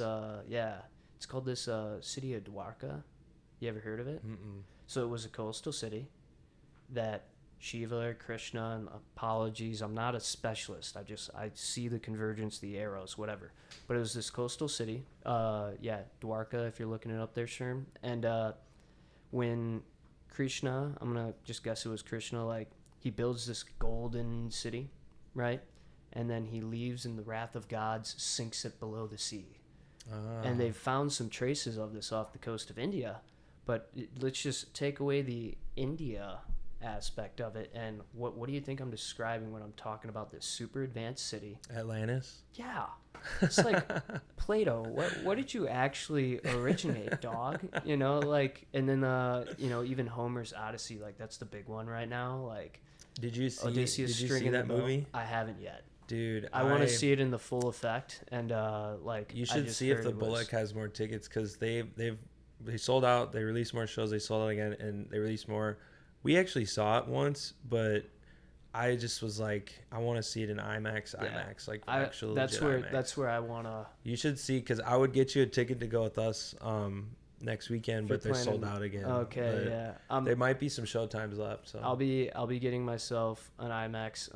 And actually, I'm really happy that we got into this, because to your point about being open-minded, like I really can't have a strong opinion and beat something up too much. Yeah. So where like I'm going with this is like, again, like Odysseus stringing his bow to win a marriage, like that's also in the ancient Indian text, which is arguably at least 1,000 to 2,000 years older, depending on how you date it. So it's this borrowed recreation of art, which I know a lot of people are all giddy and like anxious, or like, just, I don't know. They need to go get outside and see a tree. Touch grass. Yeah, exactly. But, it's, and I think it might have been the guy who does the Daily Stoic, what's his, Holiday? Ryan Holiday. Okay. He made this point, which I absolutely agree with, is that art evolves.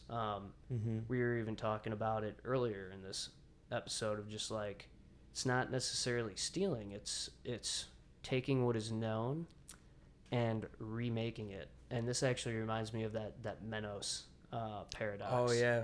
You want to hear that now? I actually can explain it pretty well. Yeah, go for it.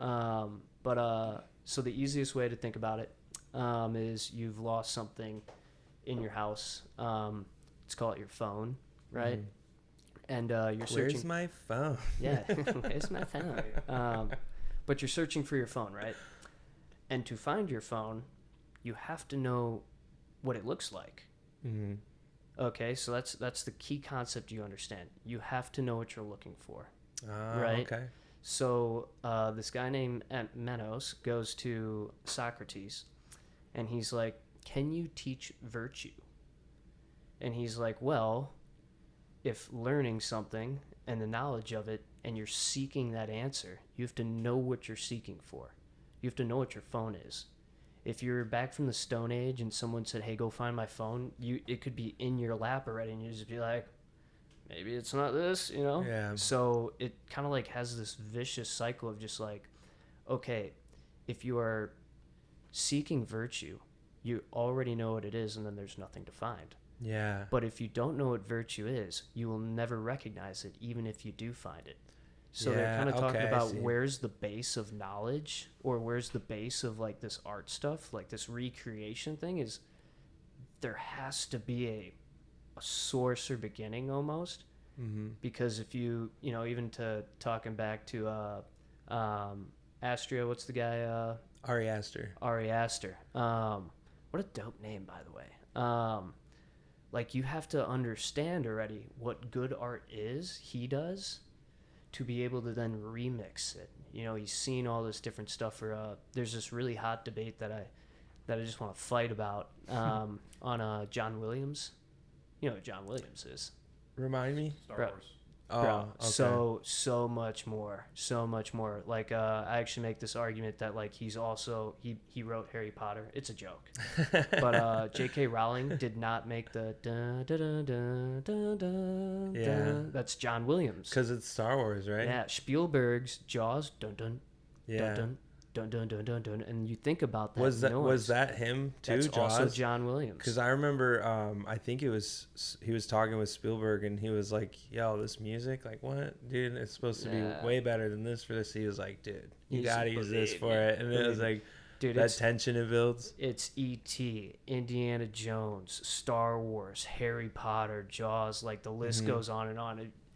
People watching it, like, just go Google John Williams films, and you will shit your pants. Yeah. By all the things that he has written. And so, but there's this big debate on people who, again, dogmatic, passion. It's passion. You know, that's what it is. They're just like, oh, John Williams didn't make anything. He just stole. And they'll like show like where he's stealing it from, but it's not verbatim. And it is healthily remixed off it. And it's just like, okay, if I wanted to build a grand ship, why would I just try to like go to my backyard and make some? When I go to the master shipbuilder or the sensei of whatever it is, well, and at least have a base. For me, there. I'll even simplify it even more. What I see is, it's like, if you're gonna paint with colors, so he's like, well, that guy used those colors. It's like, they're colors. Like, yeah. we you know, like, those are already defined. Like, there's, you know, an infinite number of colors, and it's like, you can't be like, well, yeah, but only that guy gets to paint with those colors because he did it first, or like, you know, it's like, as long as you're not painting exactly what he's painting, then yeah, you're totally just ripping it off. But they're colors. We're meant to use all the colors we know, you know. And when you learn a new color you've never seen, oh my god, I've never seen this color before. I love this color. I want to incorporate this into my art, you know. But back to the Menos thing. That new color is usually a mixture of existing ones. Well, I mean, new color to you, I suppose, because like remixed. Technically, there's, you know, the primary colors, red, blue, and yellow, and then actually for the light spectrum, it's red, green, and blue. But there's nature. Nature has colors that we, you know, already have. But if you had no mixture of any colors, and no one's ever created like paint or anything like that, all we would have access to is what was naturally occurring. Yeah. And so then if you have somebody who sees like turmeric and like blueberry, and they're like, let's put them together, bam, new color. But that's the Menos concept. The blueberry and the turmeric are the starting points. No, for sure. So you have to know that. So that would Menos, that goes back to virtue. Like, you but have in the to Menos know. paradox, wouldn't you not know what the color is going to be when you mix them? Not until you do it. You know, and that's like going back to like Plato's, and this is just a random theory I pulled out of my ass the other day. Like, if Atlantis is based off of Dwarka, like, you had to hear somewhere, oh, there's a turmeric, or you had to hear somewhere there was a city that sunk. Do you think those two were able to like his civilization was very far away from India? Do you think that he was able to see those texts and inspired by it, or do you think it was independent? I have this whole list that is basically an amalgamation of wars, theology, cultures, all this stuff. And I basically like started from like today, and it goes all the way back to pre-Homo sapiens in mid-Africa. And it kind of, so to answer your question in the longest way possible, sorry. You're good. That's what these are for. The migratory path that we know so far from the fossil records, because there's whole continents that are now gone, you know, but as strong as we have, and not everything fossilizes, first of all. Like finding a fossil's luck. Right. Somewhere in like east of the Congo, it'd be like below Somalia, Tanzania kind of area, Africa. That's like where we find this fossil named Lucy. It's like the first kind of human, like closest. That's like the bridge when we're going from ape to human. Okay. And then we basically get out of Africa. Again, this is the existing stuff, right? Gotta be critical. Go do a proper gander, you know. Take a proper gander. Do a proper gander. But the fossil record basically explains, and also culture, this kind of track record is to get out of Africa, up through the Sinai Peninsula, Egypt, and then into Arabia. And this is actually like one of the first languages. They call it Semitic. A lot of people attribute that to a Jewish term, but that literally also covers Arabic. Know your history. Yeah. Be critical about your history. Like Sanskrit, one of the original languages too. So Sanskrit develops after.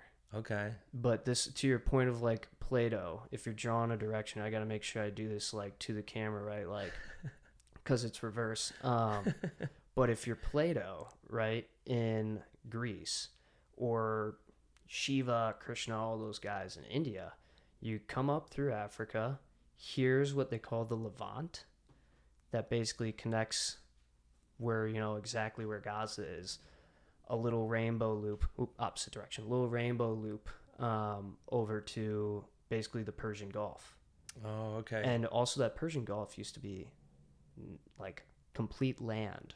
Wow. The luscious, greenish land. So all like that stuff. Babylon Gardens and stuff. Bro, the oldest structures we have on this planet literally nestle around that top part of Iraq. Mesopotamia area? Yeah. Those ziggurats and all that stuff. Like, they're right there. And that's like little, like, obviously if the sea was further away, that's an inland Native American tribal, the big, like basically that where Oman and Iran like have that strait, the Hormuz Strait would have been that outer sea. Wow. And it would have been a river delta, even, you know, rougher land. But on the right side of that, for the viewers, you have the Indus Valley.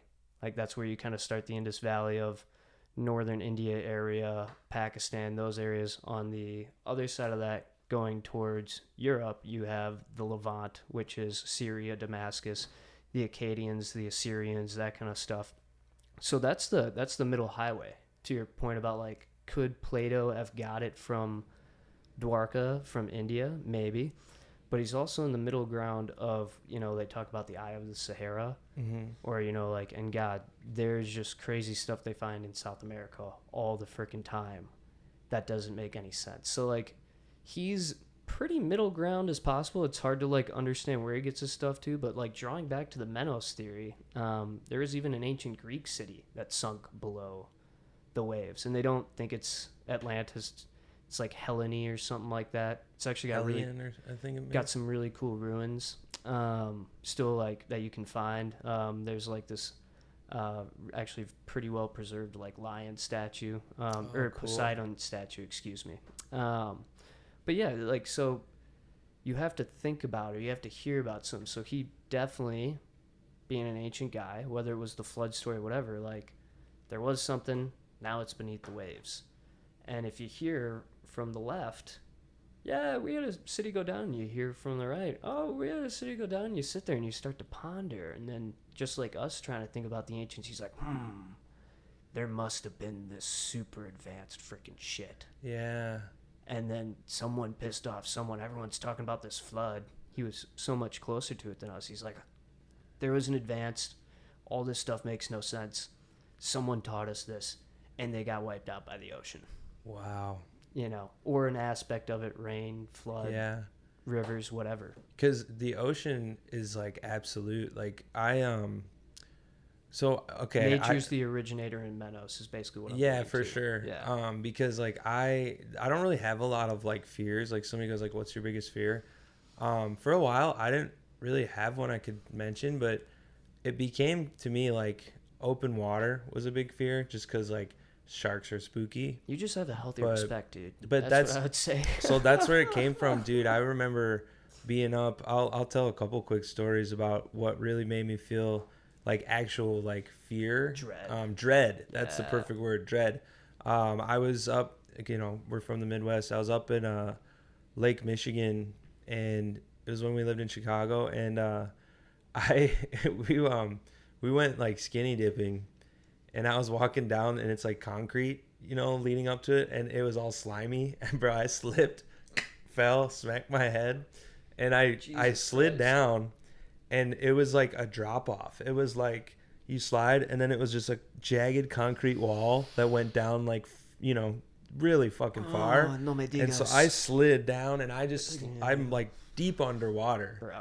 and I'm naked too. And so I just remember this jagged wall of like rebar and like all this shit sticking out, and I had to climb up it. And I was like, dude, the presence of this body of water behind me is terrifying. But when it really, the dread set in was another time. I was up in I think we were up in Wisconsin at a lake, That and gives it was me the EBGBs just yeah, the no, first bro, one, for real. And so Continue. I was at a lake where it was like, I think it was like an iron deposit or something. It was like red kind of water, like yeah, copper iron. I know what yeah. you're talking And about. we were Yeah. camping, Rusty. and it was like nighttime, and we were swimming. I think I was skinny dipping again. I really don't get naked that much when I go swimming, I promise. You in a phase. I guess so. But I remember I went out and I swam out a little bit because the water was like pretty good temperature. It was like warm.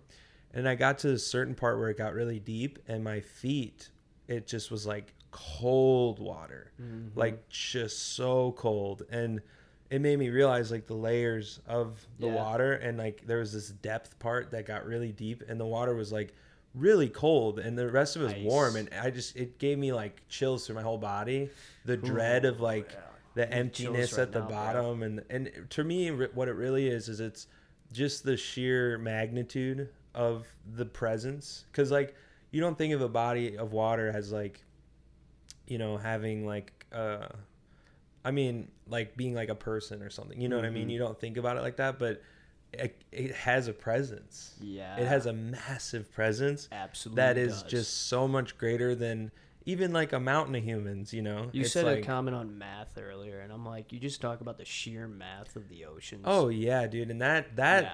gives me spook, dread, fucking, like, I'm not like, I'm fascinated by Respect the Mother ocean as Nature, well. bro. It's respect for sure. But yeah, like just knowing like there is something much bigger than me. Yeah. And not even Vastness. close. Just Not talk even about- fucking close. Just talk about the word vast. Yeah, Like, it's just like vastness you of could- it. And you it's could like never looking out. conquer it.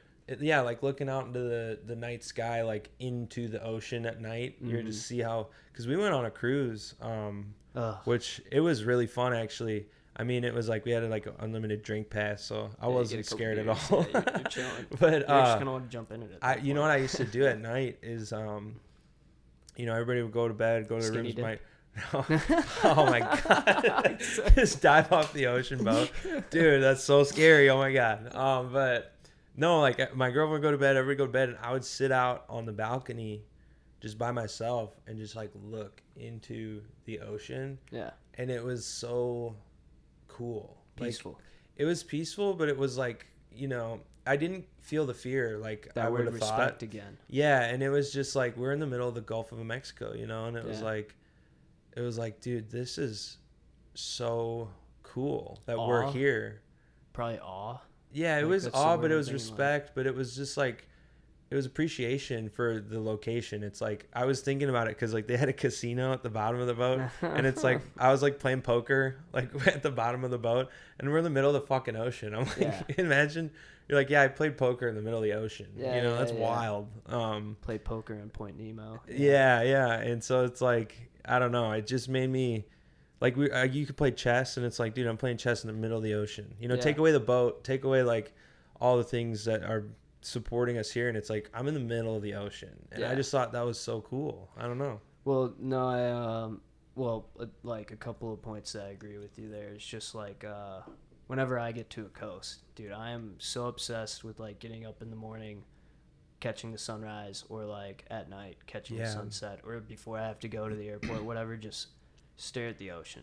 Yeah. Because I mean, we all have this, and same thing like mountains. Mountains have like the same thing where it's just like we value something that's grand, old, timeless, and massive. Yeah. And I love mountains for that reason. It's like majestic. Same thing to the ocean. That's actually a beautiful word. That's like, I was trying to think like, oh, I'm like, that doesn't capture it either, but it's like just, you are so calm right now, but if you wanted to destroy everything in sight, you could. And at the end of the day, like, you're the source of all life here. Like, regardless, like we're water-based creatures, you know, like that's. Yeah. Even though it's like salt and like, you know, not good for humans per se, it's like that's what supports all the fish population. Because doesn't it have to do with the salt in the water, like affects like you're the spot gravity on of it and stuff or something?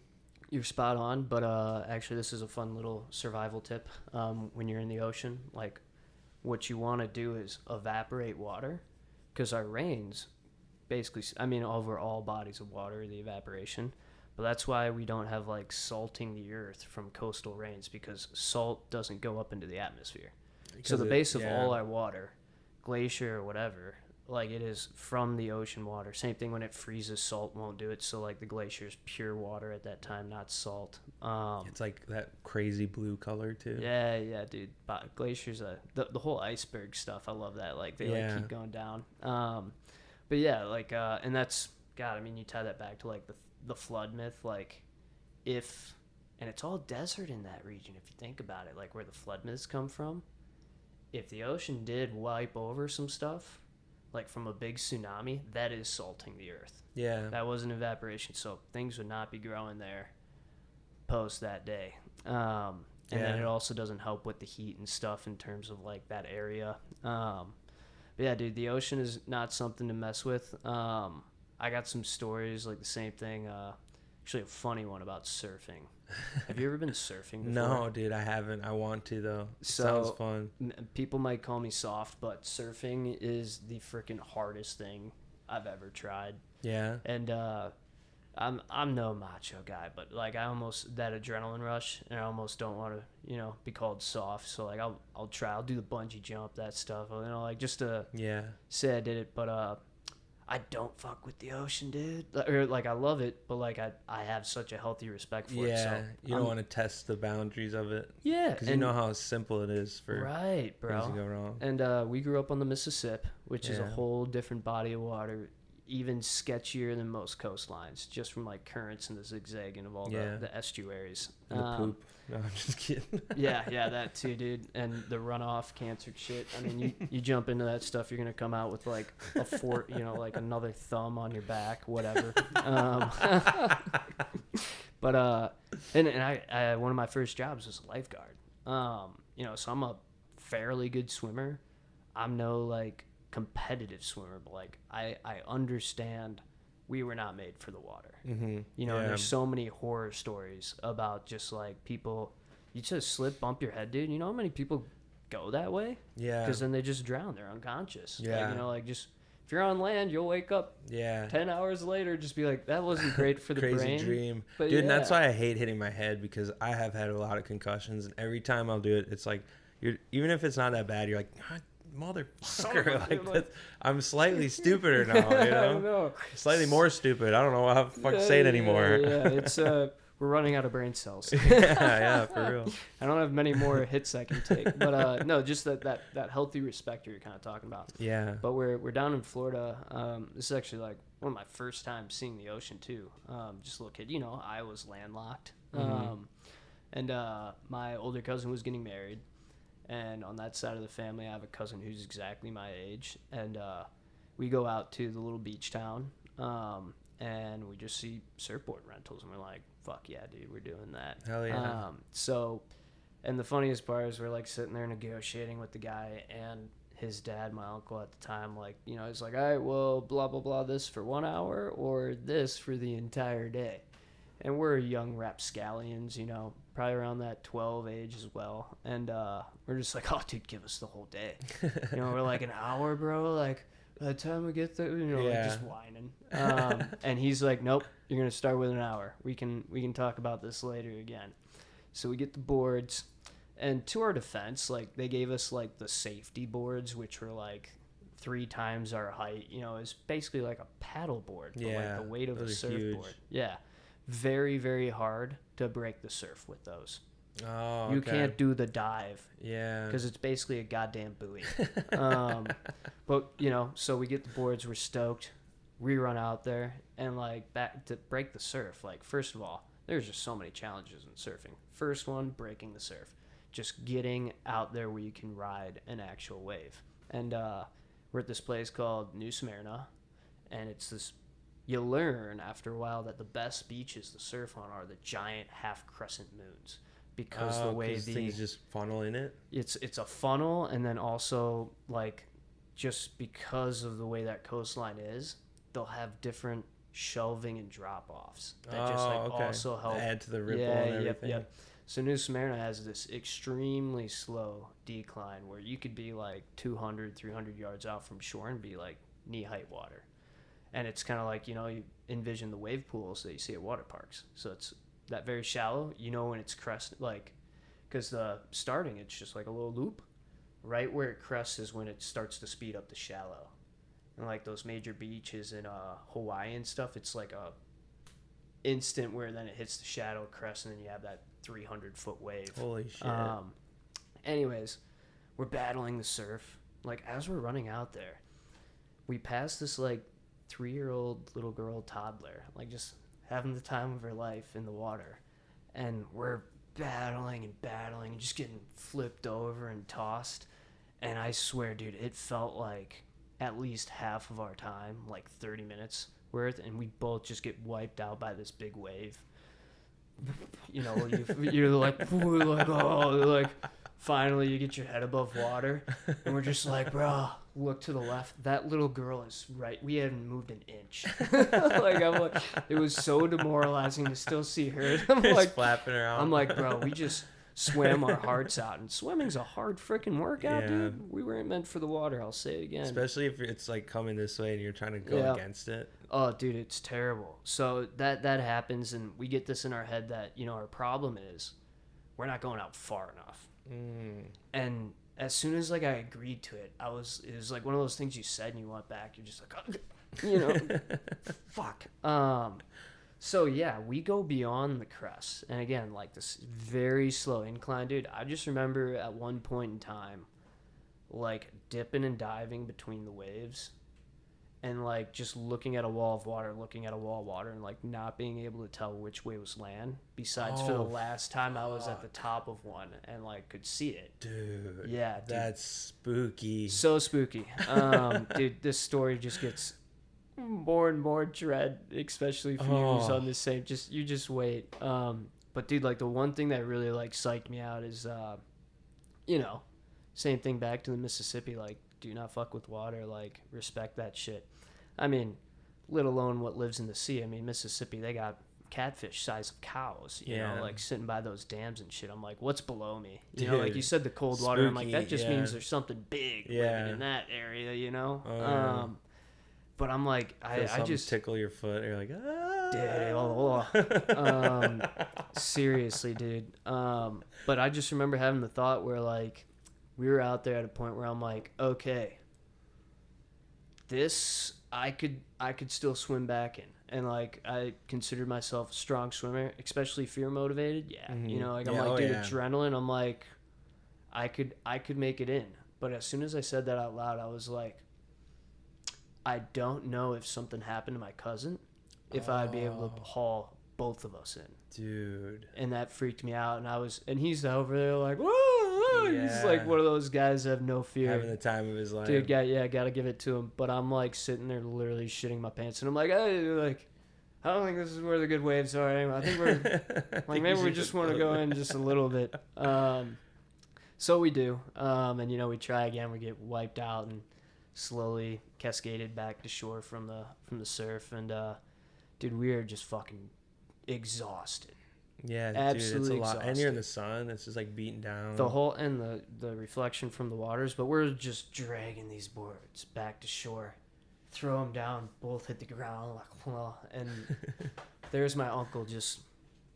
It's been 12 minutes. That was 20 minutes, dude. Literally, we're like, oh, we thought we like overstayed our welcome and we were about to get pitched out. We're like, dude, that had to be like at least 3 hours. We had an hour.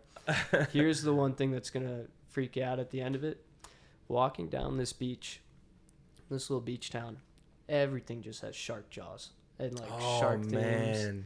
And like, this is my first time to the ocean, so I was just kind of writing it off. Yeah. Same thing. Oh, that was just a sun. Still going to do the Navy SEAL sweep, but it was just creaky wood. Yeah. You're like lying to yourself. Yeah. You're going to be fine.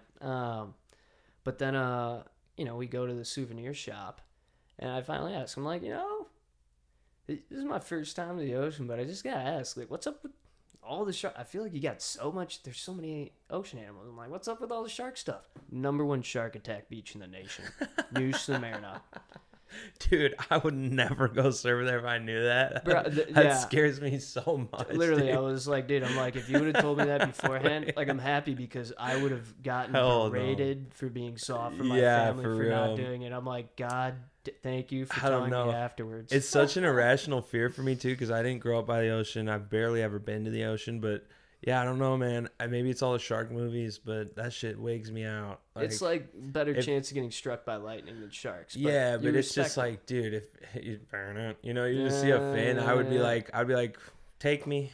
Well, it's what do you do at that point? Literally, like, and that's just like hopefully the rapture comes and I get floated up or something. Indeed, so scary, man. It goes back to what you were saying with the respect, and like this is another joke of like the things that I fear. And I think the older you get, you don't fear stuff. You just kind of fear, like, the thing happening to you and no one seeing it. At least, like, know, like, where I went. But growing up, my fears are always really based off of which I'm no tough guy or anything, but, like, just what I'd have the ability to fight. It's not winning, but I'm like, all right, well, I got to at least leave a black eye or something, even if I get, wrecked. But the ocean, I'm like... versus a shark, any kind of aquatic animal. Have you ever tried to throw a punch underwater? It does not work, bro. Like, I know. I always imagine just sitting there, just waiting for the shark, just like boom. But it's not gonna work like that. Yeah. Gosh, son of like he's already chomped your arm off. You're like, but I hit him. I got that punch through. Yeah, it was more of like a love tap, like a fist bump at the end of the day. But I would always go on a whole tangent of like snakes don't bother me so much because like. Yeah, it might bite me, but then I could grab it and, and do the damage back. But, like, spiders, bro, and, like, on your back, like, they're nifty sons of bitches. But, like, yeah. Yeah, for real. Water, mountain heights. Like, there's just things where I respect where I'm like, I'm no mountain goat, dude. I'm tumbling until I hit flat ground. Or a ledge. Oh, have you ever been in the mountains, like, when it becomes... dark out, like as it gets dark, the vibe changes because like I love the mountains. Heavy. They bring me like very much tranquility. But we were hiking once and we were getting closer to being back, but we weren't back yet. And it's like the sun goes down and you just see the light just like disappearing. Dude, the whole vibe changes. It's like, oh, this is like the ocean now, where it's like this is a presence and I'm spooked out. No, it's and really what got me on that is the experienced travelers that I was with the first time. Hell, the boys in Colorado Springs. And we went out there and we hit this really like off-path, dope double peak, which another eerie story, we're like storming up the side. We found a grave site. Yeah, like the stones and like they found you talk about cool sticks, like cool gun sticks, swords, whatever. They found the perfect cross stick for this thing. But we were just like, the time of our lives in Colorado. And then we're just like, all right, like we should now. Back up. Yeah. Somebody say a prayer or something. Dude, we did like funny as shit. And, obviously not sober. And we're just like, all right, everybody. And we're like, the one like not religious dude, we're like, you bow your head right now. Yeah. He's like, man. You're like, man. But yeah, exactly. We're like, just fucking do it, and don't do it out of spite. You know, like, don't put that voodoo on me. Don't you put that evil on me, Ricky? Yeah, for real. Don't you put that evil? But dude, we were up there, and then it started to get, dusk, right? And all of a sudden, the boys who had taken us out, you could just tell their vibe changed. Like, all right, we got to get down the mountain now. And I'm just like, oh, why? And then as it's getting darker, like climbing down, I'm like, this is like, dude, it was, dude, but it's, you could tell they were trying to stay calm. Yeah, because it's like I don't know, man. It's just the whole atmosphere in the air changes. It's like, you're like, oh, I feel like vulnerable now. Yeah. You know? Like when it's sunshine, it's like, this is so beautiful. Well, that's when predators come out. Yeah, and it's just like, you feel a lot more alone when the lights go down like that. Yeah. But otherwise, I love the mountains. It's like it's that saying, it's a wilderness not for man nor beast. yeah. I just like, there are areas where it's like, yep, we gotta go. Weren't built for this. Well, dude, speaking of putting that evil on you, Oh yeah, I wanted to read some note cards. Yeah. I didn't really look at them, but I figured if you want to read one, I'll read one. We can go back and forth. I thought you were gonna give me like the dealer shuffle. You know. Like, I'll give you a little shuffle. Like, just do the fan out. And pick one. Yeah. Won't you put that evil on me, Ricky? I hope you have beautiful, athletic, articulate sons. Get their legs taken away. All right, here we go. Card number 1. Mother, I'm sorry.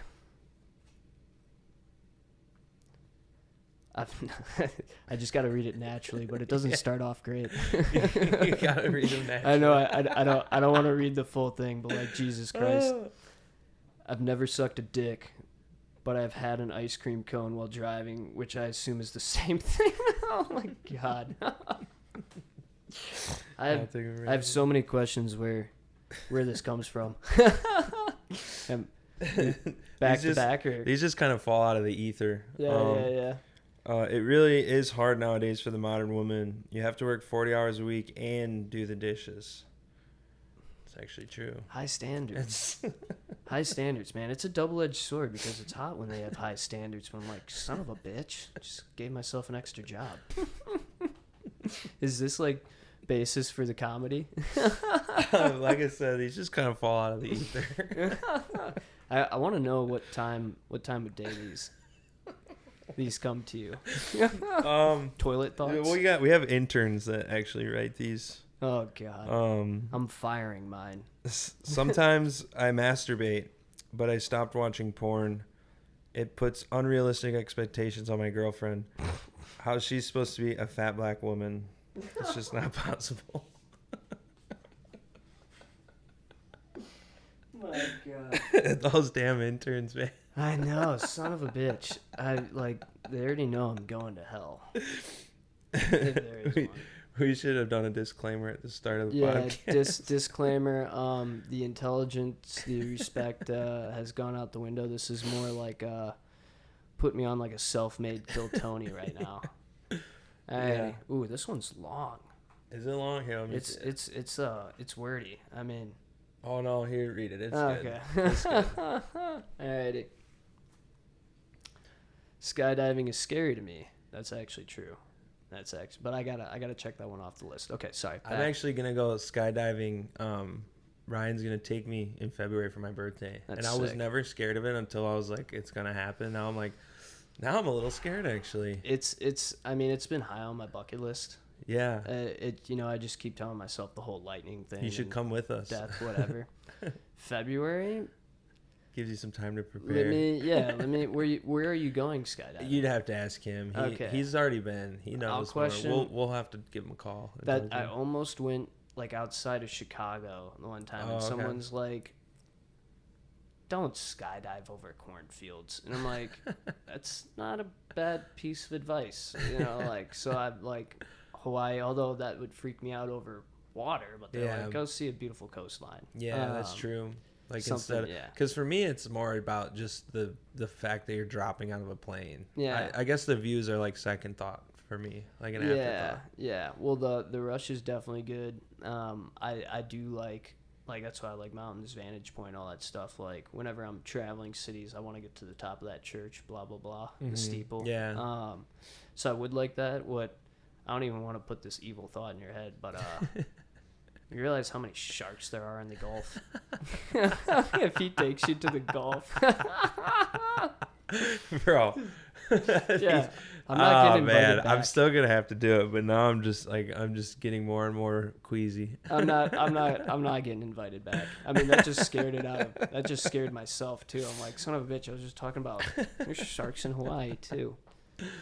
Fish are friends, not food. For real. Okay. Skydiving is scary to me, but not because of the whole jumping out of a plane thing. It's more the strapped to a chain, you're in charge of your life thing. Like, what if he goes, hey, man, you ready? And I say, hell yeah. And he goes, me too. I've been ready to go for a while now. First time? Yeah. Wait, what if he's just having a bad day? It's like, wait. Oh, bro, actually, I got to think about this for a second, but I have a really good joke to that. So there are a bunch of guys in a plane, right? There's 3 of them. Or excuse me, yeah, 4. I'm gonna butcher this. I think it's 3 actually. Take it back. Well, we can edit this, right, Sherm? You can edit this. All right. So, anyways, we're gonna go with 3 guys. Yeah, it's or 4 guys, including the pilot. So, pilot, Michael Jordan, Elon Musk, and a hippie. Okay. Right. Plane starts going down, and there's only 3 parachutes. All of a sudden, Michael Jordan looks to the back of the plane. He grabs one. He's like, well, I'm the world's greatest athlete. I have to survive. He jumps out the plane. And then Elon Musk looks around. He's like, well, I'm the world's most successful man, smartest man in the world. I need to survive. Grabs a parachute, jumps out the plane. So there's only 1 parachute left, and it's the pilot and the hippie. And the pilot kind of, is starting to give his case, and he's like, hey, well, I did do some schooling. I mean, like, I got a wife and kids and blah, blah. And the hippie looks at him. He's like, no worries, man. Smartest man in the world just jumped out the plane with my backpack.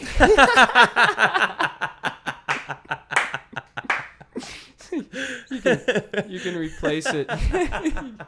Any smart person or athlete. Oh, that's good. Yeah, gotta love it. Gotta love it. All right, what's your next card? Here, I'll just grab another random one. Women shouldn't compare themselves to each other. Compare yourselves to men. You'll always look better. Oh, that's... Yeah. Jesus Christ. No, we have to balance, I did one, like, misogynistic one. So. Well, I'm getting all the... Gave me the R word. I'm like, good God. To be fair, those weren't your words. You were just reading them. Yeah. Thank you. Not my words. I did not write these. The interns. We'll edit out. Yeah. Alrighty. I think my cat is depressed because he just watches me sit around all day doing nothing. Bro, you ever see the like the sheepdog that people get in like apartments? Or like I talk don't about think this? so. Bro, there's videos of like border collies, and it's just a funny video of them like staring at them on the couch, like focused. It's just like, oh yeah, because they're used to like being in charge of orchestrating some and the animals and stuff. Yeah, the meme is like bred and born to herd cattle, bison, herds of bison, doomed to watch one very lazy human. Yeah, that's me for sure. Yeah. That's why cats are chill. Brandon, you want to read one or no? Sure. Here, pick a card.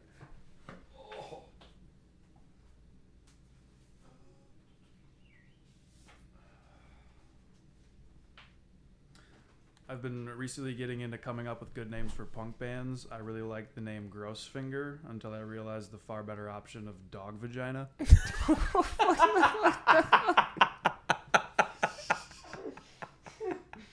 I mean, it's a really good name for a punk band, We are. I am the intern, by the way. Son of a bitch. I'm joking. I was literally just gonna say we're putting out new applications for interns. Yeah. Starting tomorrow. These are from an old joke book from like 1800s. Good God. Yeah. Found in the ancient city and somewhere in Arabia, circa 800 BC. It was the lost city of Atlantis. Bro, actually, this is like just the random shit popping up in my head. But like how dirty and horny the ancient peoples were. Oh, they were unchecked. Bro, Unchecked levels of horniness. There's an entire like sorry technical difficulties here. I'm not sure what to do with my hands. But there's this whole entire like script like that just covered the ring around this temple in Egypt that is basically like the Kama Sutra. Or what's the sex book? Is it that one? Well, yeah, 50 it's like Shades of Grey or Kama whatever? Sutra. There's like There a you bunch of books, but one of them has like sex positions and stuff. The one that has the sex positions, it's literally that. I think it's like Tajik or Togi or I don't know. There's a word. You know hey Sherm, look it up for us. Yeah, because there's whatever it is, because people always associate Kama Sutra with just like a sex book, but it's actually like a bunch of like forms of they're yoga old and stuff. Vedic words that talk about language getting manipulated through history. But as the Westerners know it, the sex book of positions, the ancient Egyptians had one that was like, God, well now I'm blowing it out of proportion, but it was so freaking long, dude.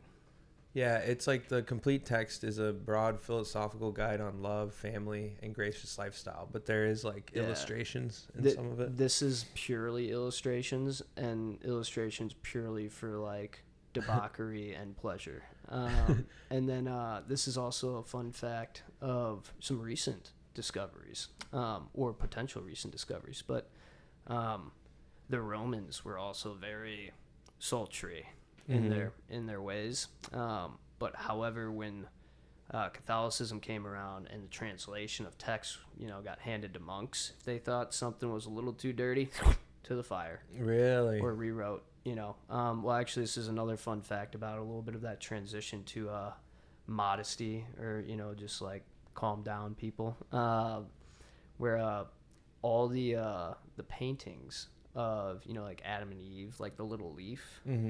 Leaf was added after. Oh, really? So all these think about the Greek arcs, dude. Junk's always hanging out. Well, and it's funny because in those times they would to a marble statue. Yeah, and in those times they would portray like penises, like huge ones, and it was meant to be like comical. Yeah. Like you would think, because nowadays, like they see the statues with like the little penises and they're like, oh, like, but that was actually what was aesthetically pleasing.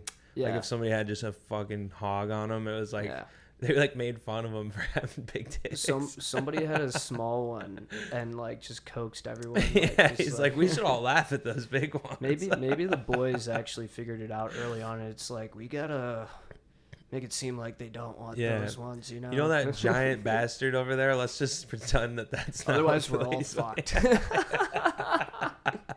But yeah, dude, all the classical paintings, like there's a pope somewhere around, like there's a whole name for it, of this guy doing like a restoration, and he paints over all that stuff, has it all covered up. Yeah, the Sistine makes sense. All this stuff. Yeah, all those old artworks, like they were, and then also like the only thing that survives from like the demonic phase is like Dante's Inferno, but like the old depictions of the angels in the Bible are like, if you read what it's depicting, it's like some crazy shit, like 18 eyes, like 16 wings, the seraphim. Yeah, the seraphims. Because there's like the Nephilim. Nephilim were like the giant creatures that were like angelic, I think. Yeah.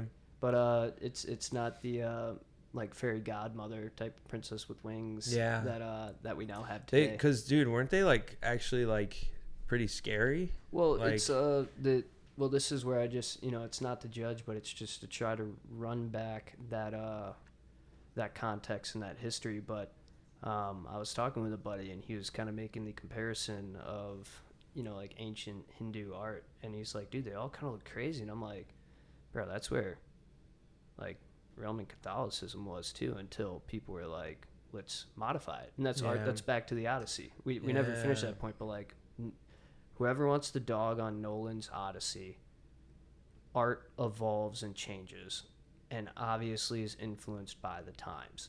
And if you're gonna yell at him, Oh, you you might mean as because of well all the yell at- diversity and Yeah, stuff? well, just also they're like making fun out of like the armor, like it looks like fantasy and isn't like. And I'm a history guy. Like, Yeah. I love things like Apocalypto where it's like spot on, Yeah. but like I would be hypocritical in a number of areas of my life, or even like aspects of the story where he like tweaks. Like I hear Athena like kind of like looks away when he's building the horse or something like that. Haven't seen the movie yet, but and that's not necessarily in Homer's Odyssey, but like yeah, I realized like Homer heard this story from somebody, Yeah. word of mouth. It's already changed how many times, and then even when he hears it, he's an artiste. Mm-hmm. So he's like, all right, I'm going to take some creative liberties here. Yeah. You know, like there's a whole question on, was it a horse or was it a flood? Because horse is one of the symbols of Poseidon. Yeah. Or Okay. earthquake, that's what it is. Yeah, like there's an association with Poseidon, ocean, and earthquakes, the god of that an earthquake actually brought down the Trojan walls. But in a poetic, romantic form, Trojan horse siege engine, kind of doper. Yeah. You know, so to the More artistic. whatever you want to tear apart from Nolan's Odyssey, it's like they've all done that. So it's if you're gonna judge that, you should also judge the source material. Yeah, I think people are just haters nowadays, Yeah. man. We're all so radicalized because I mean, full circle, this comes back to like AI and all that shit that we're talking about. It's just the algorithm has become so complex at perfectly manipulating us into whatever desires they have, which most of it is consumer based. They're like, please make us more money. But when there's money involved, it always leads to power struggle. And so then there's obviously going to be a lot of propaganda involved. And so I think that there's just a lot of people who are almost autonomous because of what's being fed to them from their algorithms and their, social media, what they see on the news, everything. I think it all is pushing people into their own little boxes. And I just that's what scares me, is because even me, dude, I'll sit there on Instagram and scroll for hours. I won't even enjoy any of the videos I'm watching.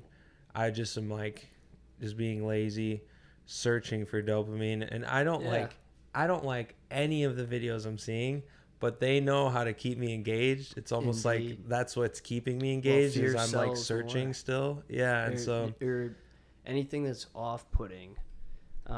This actually goes back to brain even science, just boring. Like there's shit that's so boring, and I'll be like, I'm trying to get to the point. What's gonna happen in this fucking 2-minute video? So I'll watch like the damn near whole thing because I'm like, there's got to be something. Yeah. And nothing. And so it's like my algorithm is just feeding me shit that it knows I'm gonna hate watch. And so it's just like, dude. There's actually some kind of content creator now who just has my heart, because like he'll pick one of those videos and he'll just he'll open up and he'll be like, not gonna make you wait. I love that. And yeah. he literally the ones that kill me the most, or the ones that rage bait me the most. Where's my phone? It's probably listening in on me right now.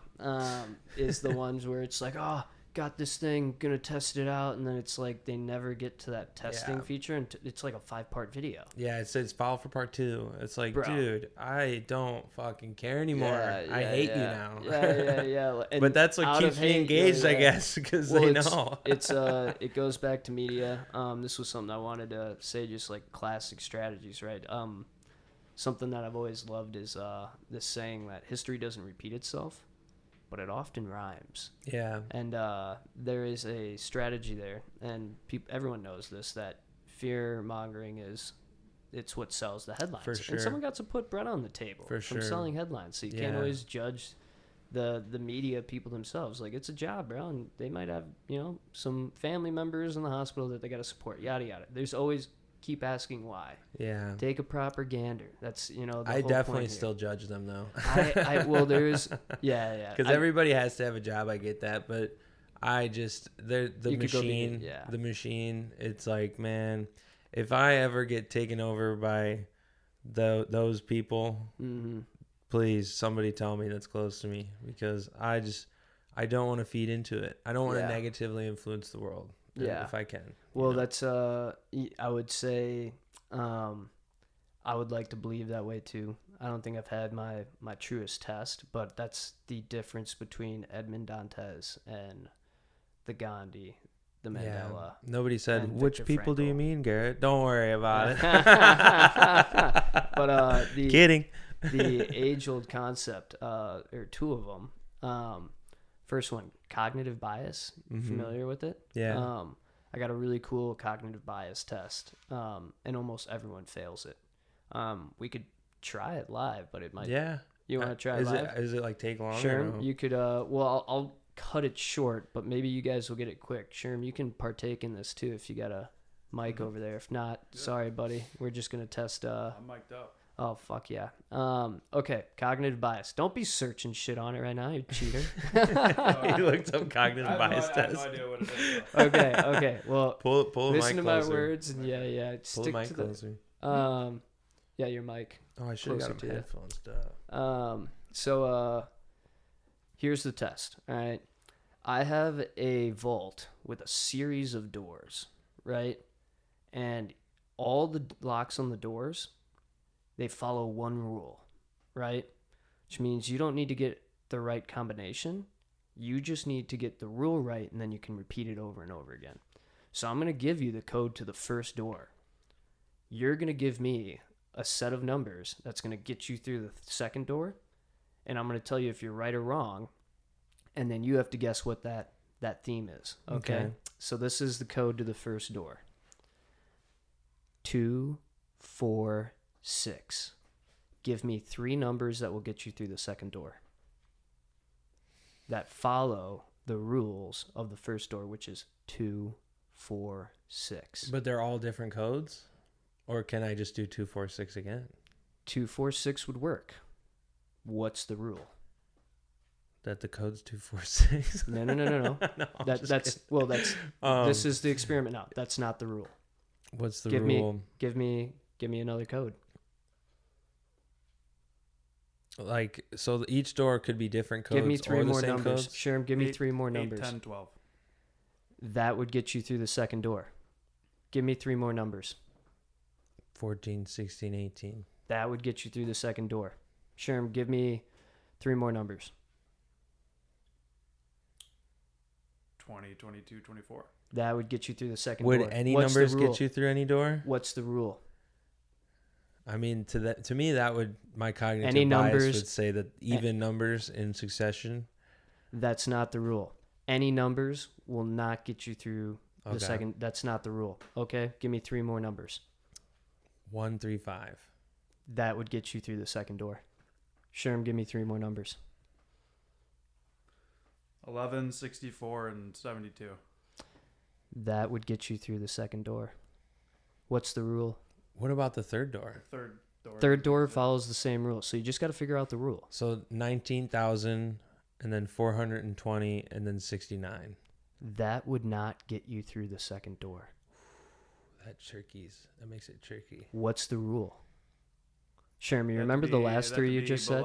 That to be under 10? No, the last 3 you gave me got you through the door. They have to be under 100? He had one that was 1900. That's so. And that got you through? And that got you through. Give me 3 more numbers. Keep testing. That's half the point of this experiment is keep testing. 42, 43, 44. That would get you through the door. 99999. That would not get you through the door. Sherm, 3 more numbers. And then we'll cut it here. 7, 3. That would not get you through the second door. What's the rule, Sherm? Honestly, no idea. What's the rule, Garrett? I just feel like I could say something clever, but I don't know. I don't know the answer. The simplicity is 3 numbers in descending succession. Ascending succession. But cognitive bias has you thinking, oh, it's by 2s, or then it's even numbers. But it did take you, I was actually sure, you hit this test one of the faster of anybody as I did this team here, because it was guess number 5, where you tried testing something else besides by twos. You're doing even by twos, but that's cognitive bias. Is you are looking for a result that already supports your conclusion. Yeah. So it wasn't the first number. But the scientific hypothesis is testing against X. You don't throw in the same thing, because then you're like, all right, well, it's just, although it would get you through all the doors, but the ultimate answer of what is the code. Because I was just like, let's get all these doors open. You want to get to the pyramid. That's on me for setting a better example, but that's cognitive bias. That's number 1, is that the media machine's going to want to feed you stuff you already No, I believe. 100% agree, and I think it's what draws people apart nowadays, because we are just so easily manipulated by our phones in every single way, and so it just, that's what people do, is they seek, nobody wants to be challenged. Nobody wants to go on their phone and go like, what, really? I didn't think like that. They want to go like, see, I knew it. They want validation, and all the, like, most of it, let's be honest, most of the stuff online is meant to divide us and drive us apart. The second concept, this is an age-old one, divide and imperta. Ever heard of it? Mm-mm. That's Latin, which is a dead language, so I can't butcher it. I can say it however I want. Divide and conquer. Yeah.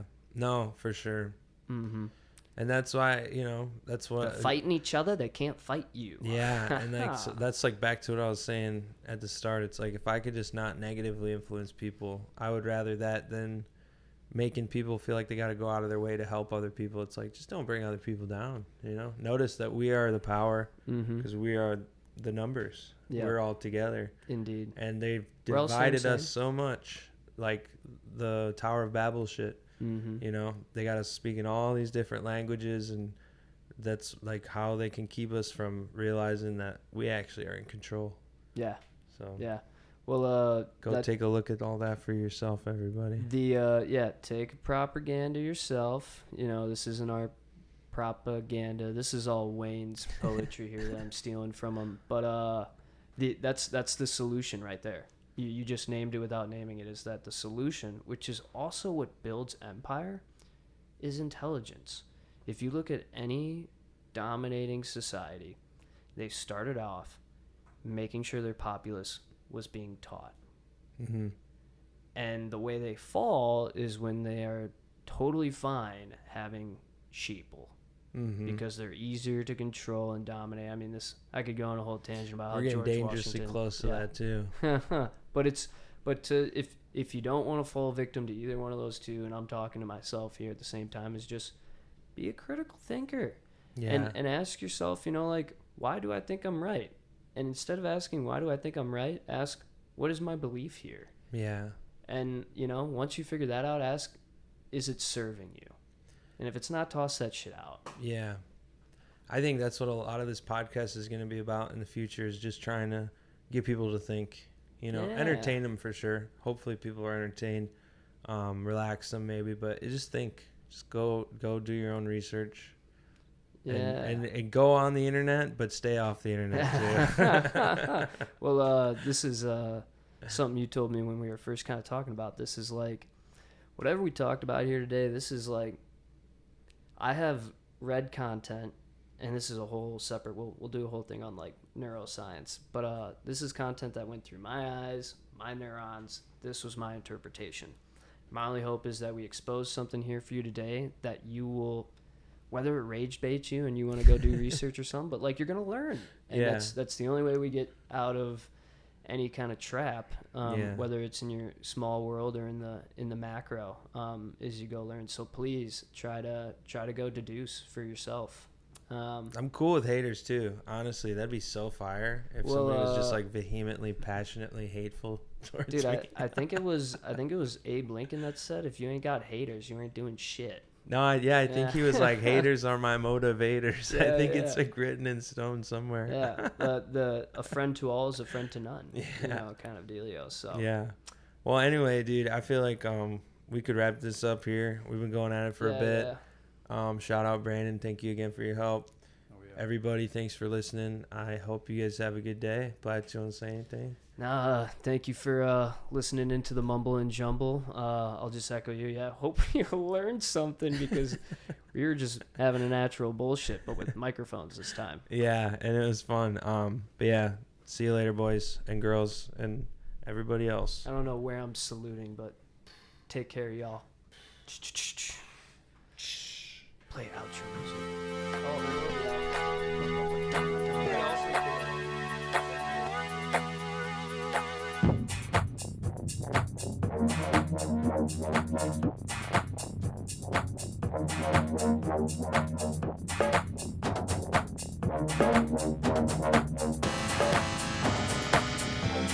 Oh,